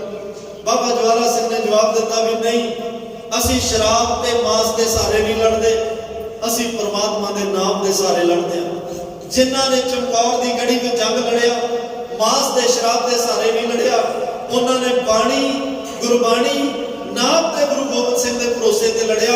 ਇਹ ਜੰਗ ਤਾਂ ਗੁਰੂ ਦੇ ਭਰੋਸੇ ਲੜੇ ਜਾਣਗੇ, ਐਵੇਂ ਨਹੀਂ। ਉਹਨਾਂ ਨੇ ਆਪਣੀ ਗੱਲ ਤੇ ਦ੍ਰਿੜ ਰਹੇ, ਪਰਮਾਤਮਾ ਤੇ ਭਰੋਸਾ ਰੱਖਿਆ, ਅਖੰਡ ਪਾਠ ਸਾਹਿਬ ਪ੍ਰਕਾਸ਼ ਕੀਤਾ। ਗੋਰਿਆਂ ਨੇ ਕਿਹਾ ਜੋਤ ਬੁਝਾ ਦਿਓ, ਜੋਤ ਦਾ ਬੜਾ ਰੌਲਾ, ਜੋਤ ਬੁਝਾ ਦਿਓ, ਦੁਸ਼ਮਣ ਨੂੰ ਪਤਾ ਲੱਗੇਗਾ, ਜੋਤ ਜਗ ਰਹੀ, ਲਾਈਟ ਵੇਖ ਕੇ ਹਮਲਾ ਕਰਨਗੇ। ਬਾਬਾ ਜਵਾਲਾ ਸਿੰਘ ਨੇ ਕਿਹਾ ਜੇ ਆਪਣੀ ਜੋਤ ਹਮੇਸ਼ਾ ਜਗਦੀ ਰੱਖਣੀ ਚਾਹੁੰਦੇ ਹੋ, ਫਿਰ ਇਹ ਜੋਤ ਜਗਦੀ ਰਹਿਣ ਦਿਓ। ਜੇ ਆਪਣੀ ਜੋਤ ਬੁਝਾਉਣੀ ਚਾਹੁੰਦੇ ਹੋ, ਫਿਰ ਜੋਤ ਬੁਝਾ ਦਿਓ। ਡਰ ਗਏ, ਮਹਾਂਪੁਰਖਾਂ ਦਾ ਬਚਨ ਮੰਨਿਆ ਤੇ ਕਹਿੰਦੇ ਨੇ ਫਿਰ ਉਹ ਜੰਗ ਵਿੱਚ ਫਤਿਹ ਜਾਪੀ ਆਸੂ। ਵਬ ਸਾਰਿਆ ਸਮੁੰਦਰੀ ਬੇੜੇ ਵਿੱਚ ਨੇ, ਬੇੜਾ ਡਗਮਗਾਇਆ, ਤੂਫਾਨ ਆਇਆ, ਤਿੰਨ ਮਹਾਂਪੁਰਖ ਇਸ ਬੇੜੇ ਵਿੱਚ ਮੌਜੂਦ ਨੇ। ਅਖੰਡ ਪਾਠ ਸਾਹਿਬ ਫਿਰ ਪ੍ਰਕਾਸ਼ ਕਰ ਦਿੱਤਾ। ਬੇੜਾ ਬੜਾ ਡਗਮਗਾਇਆ। ਗੁਰ ਅਫਸਰਾਂ ਨੇ ਕਿਹਾ ਵੀ ਆਪਣੀ ਜਾਨ ਬਚਾਉਣ ਲਈ ਛਾਲਾਂ ਮਾਰ ਸਕਦੇ ਹੋ, ਕੋਈ ਤੈਰ ਸਕਦਾ, ਕੁੱਦ ਸਕਦਾ, ਦੂਸਰੇ ਬੇੜੇ ਤੱਕ ਪਹੁੰਚ ਸਕਦਾ, ਕਰ ਲਓ। ਮਹਾਂਪੁਰਖਾਂ ਨੇ ਕਿਹਾ ਨਹੀਂ, ਮੈਨੂੰ ਭਰੋਸਾ ਇੰਨਾ ਹੈ ਗੁਰਬਾਣੀ ਤੇ, ਉਹ ਪਰਮਾਤਮਾ ਚਾਹੇ ਤਾਂ ਉਹ ਡੁੱਬਦੇ ਬੇੜਿਆਂ ਨੂੰ ਬੰਨੇ ਲਾ ਸਕਦਾ। ਉਹਨੇ ਮੱਖਣ ਸ਼ਾਹ ਲੁਬਾਣੇ ਦਾ ਵੀ ਲਾਇਆ, ਉਹ ਸਮਰੱਥ ਹੈ। ਅਸੀਂ ਇਸ ਪਾਠ ਦੇ ਚੱਲਦੇ ਚ ਬੇਗਰ ਨਹੀਂ ਪਾਵਾਂਗੇ, ਗੁਰਬਾਣੀ ਤੇ ਭਰੋਸਾ ਰੱਖਾਂਗੇ। ਕਹਿੰਦੇ ਨੇ ਅਟੁੱਟ ਵਿਸ਼ਵਾਸ ਨਾਲ ਬਾਣੀ ਦਾ ਪਾਠ ਕਰਦੇ ਗਏ, ਬੇੜਾ ਬੰਨੇ ਲੱਗ ਗਿਆ। ਗੋਰਿਆਂ ਨੇ ਮੰਨਿਆ, ਨਮਸਕਾਰ ਕੀਤੀ। ਉਹ ਬੰਦਗੀ ਵਾਲੇ ਕੈਸੇ ਮਹਾਂਪੁਰਖ ਬਾਬਾ ਜਵਾਲਾ ਸਿੰਘ, ਕਦੇ ਬਾਬਾ ਕਾਨਦਾਸ ਨੂੰ ਮਿਲਦੇ ਆ, ਕਿੱਡੀਆਂ ਤਾਕਤਾਂ। ਬਾਬਾ ਕਾਨਦਾਸ ਨੇ ਇੱਕ ਦਿਨ ਕਿਹਾ, ਜਵਾਲਾ ਸਿੰਘ ਜਾ ਰਹੇ ਆ, ਕੁਛ ਮੰਗਣਾ ਤਾਂ ਮੰਗੋ। ਬਾਬਾ ਕਾਨ ਜਿਨ੍ਹਾਂ ਦੇ ਬਚਨਾਂ ਨਾਲ ਜਨਮ, ਕੋਈ ਮੰਗ ਹੈ ਤਾਂ ਦੱਸੋ। ਬਾਬਾ ਜਵਾਲਾ ਸਿੰਘ ਨੇ ਕਿਹਾ ਜੀ ਆਖਰੀ ਮੰਗ ਤਾਂ ਇਹ ਹੈ ਕਿ ਤੁਸੀਂ 10 ਸਾਲ ਹੋਰ ਜੀਵਨ ਵਿੱਚ ਰਹੋ, ਜਾਣਾ ਨਹੀਂ। ਬਾਬਾ ਕਾਨਦਾਸ ਨੇ ਕਿਹਾ ਤੇਰਾ ਵਚਨ ਵੀ ਸੱਚ ਰਹੇਗਾ, ਪਰ ਜਵਾਲਾ ਸਿੰਘ ਕਿਰਿਆ ਬਦਲ ਜਾਏਗੀ, ਕਿਰਿਆ ਆ ਨਹੀਂ ਰਹੇਗੀ। ਉਸ ਦਿਨ ਤੋਂ ਕਿਰਿਆ ਬਦਲੀ। ਜਿਹਨੂੰ ਸੰਸਾਰ ਪਾਗਲ ਕਹਿੰਦਾ, دیਵਾਨਾ ਕਹਿੰਦਾ, ਬਾਬਰਾ ਕਹਿੰਦਾ, ਸੁਧ ਕੀ ਨਾ ਸੁਧ ਰਹੀ, ਮਤ ਮੇਰਾ ਮਤ ਹੈ, ਇਹ ਅਵਸਥਾ ਵਿੱਚ ਆ ਗਏ। ਬਾਬਾ ਜਵਾਲਾ ਸਿੰਘ ਨੂੰ ਕਿਹਾ ਵਿਸ਼ਵਾਸ ਰੱਖੀ, ਲੋਕਾਂ ਲਈ ਭੁਲੇਖਾ ਹੋਏਗਾ, ਖਾਈ ਜਾਣਾ। ਮੋਟੇ ਹੋ ਗਏ, ਆਪਣੀ ਕਿਰਿਆ ਕਰਨ ਜੋਗੇ ਵੀ ਨਾ ਰਹੇ, ਤੇ ਇੰਨਾ ਸਰੀਰ ਨੂੰ, ਆਪਣੇ ਆਪ ਨੂੰ ਦੁਨੀਆ ਤੋਂ ਵੱਖਰਾ ਕਰ ਲਿਆ। ਬਾਬਾ ਜਵਾਲਾ ਸਿੰਘ ਜਾਣਦੇ ਆ ਕਿ ਪਰਮਾਤਮਾ ਦੀ ਰਜ਼ਾ ਵਿੱਚ ਹੋ ਰਿਹਾ ਹੈ। ਅੱਜ ਵਕਤ ਆਇਆ ਤਾਂ ਕਹਿੰਦੇ ਨੇ ਬੇਅੰਤ ਬਖਸ਼ਿਸ਼ਾਂ ਨਵਾਜ ਕੇ 10 ਸਾਲ ਬਚਨ ਪੂਰਾ ਕਰਕੇ ਚਲੇ ਗਏ। ਇੱਕ ਹੋਰ ਮਸਤ ਸਾਧੂ ਸੰਤ ਬਾਬਾ ਈਸ਼ਰ ਦਾਸ ਮਿਲਦੇ ਆ, ਉਹ ਵੀ ਮਸਤ ਨੇ। ਚਮਕੌਰ ਸਾਹਿਬ ਸਰੀਰ ਛੱਡਦੇ ਆ, ਉਹਨਾਂ ਦੇ ਸਰੀਰ ਨੂੰ ਜਿਵੇਂ ਕਿਵੇਂ ਹੋਇਆ ਅੰਬੈਸਡਰ ਕਾਰ ਵਿੱਚ ਪਾ ਕੇ ਕਹਿੰਦੇ ਨੇ ਹੱਥੋਂ ਫੜ ਲੈ ਕੇ ਗਏ। ਜਦੋਂ ਸਾਰੇ ਤਿਆਰਾ ਕੀਤਾ ਗਿਆ ਚਿਖਾ ਚੰਡ ਦਾ, ਲੰਬੂ ਲਾਉਣ ਦਾ, ਬਾਬਾ ਈਸ਼ਰ ਦਾਸ ਉੱਠ ਕੇ ਬੈਠ ਗਏ। ਕਹਿੰਦੇ ਸਾਨੂੰ ਸਰੀਰ ਹੀ ਸਮਝ ਲਿਆ ਤੁਸੀਂ, ਕੀ ਗੱਲ ਅਸੀਂ ਸਰੀਰ ਹੀ ਹਾਂ, ਅਸੀਂ ਤਾਂ ਭਾਈ ਕਿਸੇ ਹੋਰ ਮਰਤਬੇ ਨੂੰ ਪਹੁੰਚ ਚੁੱਕੇ ਹਾਂ। ਬਾਬਾ ਜਵਾਲਾ ਸਿੰਘ ਨੇ ਕਿਹਾ ਮਹਾਂਪੁਰਖੋ ਬਖਸ਼ੋ, ਅਸੀਂ ਅਲਪਗ ਜੀਵਾਂ, ਭੁੱਲਾਂ ਹੁੰਦੀਆਂ ਨੇ। ਬਾਬਾ ਈਸ਼ਰ ਦਾਸ ਨੇ ਬੇਅੰਤ ਬਖਸ਼ਿਸ਼ਾਂ ਦੇ ਕੇ ਨਾਲ ਹੀ ਕਿਹਾ ਹਰਖੋ ਵਾਲ ਇੱਕ ਚੰਗਾ ਅਸਥਾਨ ਬਣਾਓ। ਉਹਨਾਂ ਕਿਹਾ ਜੀ ਲੋਕ ਬੜੀਆਂ ਕਾਮਨਾ ਲੈ ਕੇ ਆਉਂਦੇ ਨੇ, ਮੈਂ ਕਿਵੇਂ ਪੂਰੀਆਂ ਕਰਾਂਗਾ।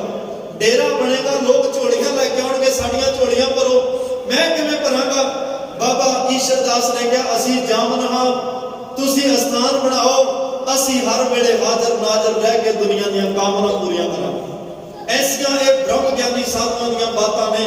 ਇੱਕ ਲੰਬਾ ਸਮਾਂ ਬਾਬਾ ਜਵਾਲਾ ਸਿੰਘ ਜਿਨ੍ਹਾਂ ਦੇ ਤਪ ਦੀ ਮਿਸਾਲ ਦੇਣੀ ਔਖੀ ਹੈ, ਜਿਨ੍ਹਾਂ ਦੀ ਬੰਦਗੀ ਦੀ ਮਿਸਾਲ ਦੇਣੀ ਔਖੀ ਹੈ, ਜਿਨ੍ਹਾਂ ਨੇ ਇੰਨੀ ਰੂਹ ਨਾਲ ਜਪਿਆ, ਇੱਕ ਮਨ ਚਿੱਤ ਹੋ ਕੇ ਜਪਿਆ, ਜਿਨ੍ਹਾਂ ਦੇ ਜਿਹੜੇ ਜਪ ਕੇ ਗਏ ਉਹਨਾਂ ਜਾਣ ਤੋਂ ਬਾਅਦ ਵੀ ਉਹਨਾਂ ਦੇ ਨਾਮ ਤੇ ਅੱਜ ਲੰਗਰ ਚੱਲ ਰਿਹਾ। ਅੱਜ ਬੇਅੰਤ ਵੱਡੀਆਂ ਸੰਪਰਦਾਵਾਂ ਚੱਲ ਰਹੀਆਂ ਨੇ। 1957 ਤੱਕ ਸਰੀਰਕ ਜਾਮੇ 'ਚ ਰਹੇ, ਪਤਾ ਨਹੀਂ ਕਿੰਨੀਆਂ ਰੂਹਾਂ ਨੂੰ ਰੱਬ ਨਾਲ ਜੋੜ ਗਏ। ਸੰਤ ਬਾਬਾ ਈਸ਼ਰ ਸਿੰਘ ਰਾੜਾ ਸਾਹਿਬ ਵਾਲਿਆਂ ਨੂੰ ਬਾਬਾ ਜਵਾਲਾ ਸਿੰਘ ਵੱਡੇ ਮਹਾਂਪੁਰਖ ਸੰਤ ਬਾਬਾ ਆਦਰ ਸਿੰਘ ਰੇਰੂ ਸਾਹਿਬ ਵਾਲੇ ਬਚਨ ਕਰ ਗਏ ਕਿ 12 ਸਾਲ 125 ਪਾਠ ਜਪਜੀ ਸਾਹਿਬ ਦੇ ਕਰਨੇ। ਬੜਾ ਔਖਾ ਲੱਗਿਆ ਸਾਨੂੰ, ਇੱਕ ਪਾਠ ਕਰਨਾ ਔਖਾ ਨਾ, 125 ਪਾਠ ਹਰ ਰੋਜ਼। ਬਾਬਾ ਜਵਾਲਾ ਸਿੰਘ ਨੂੰ ਬੇਨਤੀ ਕਰੀ ਮਹਾਂਪੁਰਖੋ ਬਚਨ ਔਖਾ ਹੈ, ਤੁਸੀਂ ਪੂਰੇ ਹੋ, ਸਮਰੱਥ ਹੋ, ਸਰਬ ਉਹਨਾਂ ਦੇ ਸਮਕਾਲੀ ਹੋ, ਮੈਨੂੰ ਨੁਕਤਾ ਦੱਸੋ। ਬਾਬਾ ਜਵਾਲਾ ਸਿੰਘ ਨੇ ਕਿਹਾ 12 ਸਾਲ ਰਹਿਣ ਤੇ ਤੂੰ 3 ਸਾਲ ਕਰ ਲੈ। ਉਹਨਾਂ ਨੂੰ ਲੱਗਾ ਚਲੋ 12 ਤੋਂ 3 ਸਾਲ ਵੀ ਵੱਡੀ ਗੱਲ ਨਹੀਂ, 3 ਸਾਲ ਕਰਕੇ ਗਏ। ਬਾਬਾ ਜਵਾਲਾ ਸਿੰਘ ਨੂੰ ਦੱਸਿਆ, ਕਹਿੰਦੇ ਚੱਲ 3 ਸਾਲ ਹੋਰ ਕਰ ਲੈ। 3 ਸਾਲ ਹੋਰ ਕੀਤੇ, 6 ਹੋ ਗਏ। ਕਹਿੰਦੇ ਮਹਾਰਾਜ 6 ਸਾਲ, ਕਹਿੰਦੇ 3 ਹੋਰ ਕਰ ਲਾ। 3 ਸਾਲ ਹੋਰ ਕਰਾ ਦਿੱਤੇ, 9 ਹੋ ਗਏ। ਉਹਨਾਂ ਕਿਹਾ ਮਹਾਰਾਜ 9 ਸਾਲ, ਕਹਿੰਦੇ ਫਿਰ ਇੱਕੋ ਹੀ ਸ਼ਿਫਟ ਰਹਿ ਗਈ, 3 ਸਾਲ ਹੋਰ ਕਰ ਲਾ। ਬਾਬਾ ਜਵਾਲਾ ਸਿੰਘ ਨੇ 12 ਸਾਲ 125 ਪਾਠਾਂ ਦਾ ਅਭਿਆਸ ਬਾਬਾ ਈਸ਼ਰ ਸਿੰਘ ਰਾੜਾ ਸਾਹਿਬ ਵਾਲਾ ਕਰਵਾਇਆ। ਕਹਿੰਦੇ ਹੁਣ ਬਾਜਾ ਚੱਕ ਕੇ ਕੀਰਤਨ ਕਰ। ਮੱਖੀਆਂ ਕਹਿੰਦੇ ਨੇ ਸ਼ਹਿਦ ਹੋਵੇ, ਮੱਖੀਆਂ ਤਾਂ ਆਪਣੇ ਆਪ ਆ ਜਾਂਦੀਆਂ, ਹੁਣ ਸ਼ਹਿਦ ਇੰਨਾ ਇਕੱਠਾ ਹੋ ਗਿਆ, ਸੁਣਨ ਵਾਲੇ ਹੋਰ ਧਰਮਾਂ ਦੇ ਲੋਕ ਵੀ ਤੇਰੇ ਕੋਲ ਆਉਣਗੇ। ਤੇ ਉਹ ਵੱਡਿਆਂ ਦੀਆਂ ਵਡਿਆਈਆਂ ਬੇਅੰਤ ਨੇ ਭਾਈ, ਉਹ ਬ੍ਰਹਮ ਗਿਆਨੀ ਨੇ, ਸਤ ਪੁਰਸ਼ ਤਤ ਵੇਦੇ ਨੇ। ਉਹਨਾਂ ਦੇ ਇੱਕ ਇੱਕ ਬਚਨ ਵਿੱਚ केले के हर बात में बात संतन की हर बात में बात उन्हां वड्डियां दियां एक एक वचन विच बेअंत बख्शिशां रहमतां वरतदियां हन। तां उन्हां दे जीवनां नूं थोड़े समय बयान करना औखा, सारा दिन तुसीं उन्हां दीयां वडियाइयां सुणनियां। बस अज भाई साहब भाई वीर सिंह दा एक वचन कह के समाप्ति कर लग्या। ਇੱਕ ਬਾਪੂ ਨੇ ਬੱਚੇ ਨੂੰ ਚੱਕਿਆ, ਕੁੱਤਾ ਨਾ ਕੁਛ ਲੱਭ ਰਿਹਾ ਸੀ। ਉਹਨੇ ਬੱਚੇ ਨੇ ਪੁੱਛਿਆ, ਬਾਪੂ ਇਹ ਕੁੱਤਾ ਕੀ ਲੱਭ ਰਿਹਾ? ਉਹ ਕਹਿੰਦਾ ਜਾਂ ਰੋਟੀ ਲੱਭ ਰਿਹਾ ਹੋਵੇਗਾ ਜਾਂ ਬੋਟੀ ਲੱਭ ਰਿਹਾ ਹੋਵੇਗਾ। ਉਹਨੇ ਫਿਰ ਕਿਹਾ, ਕੁੱਤਾ ਝਾਕਿਆ, ਬੋਲਿਆ ਕੁਛ ਨਹੀਂ। ਦੂਸਰੀ ਵਾਰ ਫਿਰ ਪੁੱਛਿਆ, ਕੁੱਤਾ ਕੀ ਲੱਭ ਰਿਹਾ? ਕਹਿੰਦਾ ਰੋਟੀ ਜਾਂ ਬੋਟੀ। ਤੀਸਰੀ ਵਾਰ ਪੁੱਛਣ ਤੇ ਵੀ ਜਵਾਬ ਇਹ ਸੀ, ਰੋਟੀ ਲੱਭ ਰਿਹਾ ਜਾਂ ਬੋਟੀ ਲੱਭ ਰਿਹਾ ਹੈ। ਕੁੱਤੇ ਨੇ ਜਵਾਬ ਦਿੱਤਾ, ਬਾਬਾ ਰੋਟੀ ਤੇ ਬੋਟੀ ਤਾਂ ਸਾਰੀ ਉਮਰ ਲੱਭੀ ਆ, ਹੁਣ ਤਾਂ ਮੈਂ ਕਿਸੇ ਬ੍ਰਹਮ ਗਿਆਨੀ ਸੰਤ ਦੇ ਚਰਨਾਂ ਦੀ ਧੂੜ ਲੱਭ ਰਿਹਾ ਹਾਂ, ਕਿਤੇ ਉਹ ਧੂੜ ਮਿਲ ਜਾਏ, ਮੈਨੂੰ ਜੀਵਨ ਮਿਲੇ ਤੇ ਮੈਂ ਆਪਣਾ ਮਨੁੱਖਾ ਜੀਵਨ ਪਾ ਕੇ ਇਹਨਾਂ ਲਿਖਿਤ ਜੁਗਾਂ ਤੋਂ ਛੁਟਕਾਰਾ ਪਾ ਸਕਾਂ। ਅੱਜ ਸੰਤਾਂ ਦੀ ਚਰਨ ਧੂੜ ਪਾਈ ਪਾਸੀਏ, ਜਿਸ ਨਾਲ ਇਹ ਜੀਵਨ ਲੋਕ ਸੁਖੀਏ ਪਰਲੋਕ ਸੁਹੇਲੇ। ਨਾਨਕ ਪ੍ਰਭ ਆਪੇ ਮੇਲੇ ਦੇ ਭਾਗੀ ਬਣ ਸਕੀਏ। ਅੰਤਰ ਜਾਮੀ ਪੁਰਖ ਵਿਦਾਤੇ ਸ਼ਰਧਾ ਮਨ ਕੀ ਪੂਰੇ, ਨਾਨਕ ਦਾਸ ਇਹ ਸੁਖ ਮੰਗੈ ਮੋਹ ਕਰ ਸੰਤਨ ਕੀ ਧੂਰੇ। ਅੱਜ ਧੰਨ ਧੰਨ ਖਾਲਸਾ ਪੰਥ ਦੀ ਮਾਤਾ ਸਾਹਿਬ ਕੌਰ ਜੀ ਦਾ ਜਨਮ ਪ੍ਰਕਾਸ਼ ਦਿਹਾੜਾ ਹੈ। ਉਹਨਾਂ ਨੂੰ ਵੀ ਕੋਟਾਨ ਕੋਟ ਨਮਸਕਾਰ। ਜਿਨ੍ਹਾਂ ਦੀ ਸੰਸਾਰਕ ਤੌਰ ਤੇ ਔਲਾਦ ਅੰਸ਼ ਵੰਸ਼ ਕੋਈ ਨਹੀਂ, ਪਰ ਯਾਦ ਰੱਖਿਓ ਸਾਰਾ ਖਾਲਸਾ ਪੰਥ ਮਾਤਾ ਸਾਹਿਬ ਕੌਰ ਦੀ ਔਲਾਦ। ਅੱਜ ਅੰਮ੍ਰਿਤ ਛਕਾਉਣ ਲੱਗਿਆ ਸਾਨੂੰ ਕਿਹਾ ਜਾਂਦਾ, ਤੁਹਾਡੇ ਪਿਤਾ ਗੁਰੂ ਗੋਬਿੰਦ ਸਿੰਘ ਸਾਹਿਬ ਤੁਹਾਡੀ ਮਾਤਾ ਸਾਹਿਬ ਕੌਰ ਗਏ, ਉਹ ਮਾਤਾ ਜਿਹਨੇ ਬਿਆੰਤ ਰਹਿਮਤਾਂ ਪੰਥ ਦੀ ਝੋਲੀ ਵਿੱਚ ਪਾਈਆਂ। ਪਰ ਯਾਦ ਰੱਖਿਓ, ਖੰਡੇ ਬਾਟੇ ਦੀ ਪੌਲ ਦੇਣ ਲੱਗਿਆ ਪਤਾਸੇ ਵੀ ਮਾਤਾ ਸਾਹਿਬ ਕੌਰ ਨੇ ਪਾਈ ਸੀ। ਸਿੱਖ ਕੌਮ ਖਾਲਸਾ ਪੰਥ ਉਹਨਾਂ ਦਾ ਰਿਣੀ ਹੈ ਤੇ ਹਮੇਸ਼ਾ ਹੀ ਜਦੋਂ ਤੱਕ ਦੁਨੀਆ ਰਹੇਗੀ ਉਸ ਮਾਤਾ ਨੂੰ ਸੀਸ ਝੁਕਦਾ ਰਹੇਗਾ। ਉਹ ਅੱਜ ਨੰਦੇੜ ਸਾਹਿਬ ਪਾਵਨ ਪਵਿੱਤਰ ਸਥਾਨ ਉਹਨਾਂ ਦਾ ਜਪ ਤਪ ਸਥਾਨ ਬਣਿਆ। ਦਿੱਲੀ ਸ਼ਰੀਰ ਛੱਡਦੇ ਆ, ਉੱਥੇ ਵੀ ਪਾਵਨ ਸਥਾਨ ਬਣਿਆ। ਉਸ ਮਾਤਾ ਨੂੰ ਵੀ ਕੋਟਾਨ ਕੋਟ ਨਮਸਕਾਰ। ਤਮਾਮ ਭੁੱਲਾਂ ਚੁੱਕਾਂ ਦੀ ਖਿਮਾ ਦਿਓ ਸੱਜਣ ਸੀਸੜੀਆਂ ਜੋ ਹੋਵੇ। ਸਾਹਿਬ ਸੋਮੇਲ ਆਖਰੀ ਪੰਕਤੀ ਦਾ ਪਾਠ ਸਰਵਣ ਕਰਕੇ ਸਮਾਪਤੀ ਕਰੀਏ ਜੀ। ਨਾਮ ਸਾਰ ਹੀਏ ਧਾਰ ਤਜ ਵਿਕਾਰ ਮਨ ਗਿਆਨ, ਸਤਿਗੁਰੂ ਸਤਿਗੁਰੂ ਸਤਿਗੁਰ ਗੋਬਿੰਦ ਜੀਓ। ਵਾਹਿਗੁਰੂ ਜੀ ਕਾ ਖਾਲਸਾ ਵਾਹਿਗੁਰੂ ਜੀ ਕੀ ਫਤਿਹ। ਆਨੰਦ ਸਾਹਿਬ ਨਾਮ ਕਲੀ ਮਹਲਾ ਤੀਜਾ। ਆਨੰਦ ਇੱਕ ਓੰਕਾਰ ਸਤਿਗੁਰ ਪ੍ਰਸਾਦ। ਆਨੰਦ ਭਇਆ ਮੇਰੇ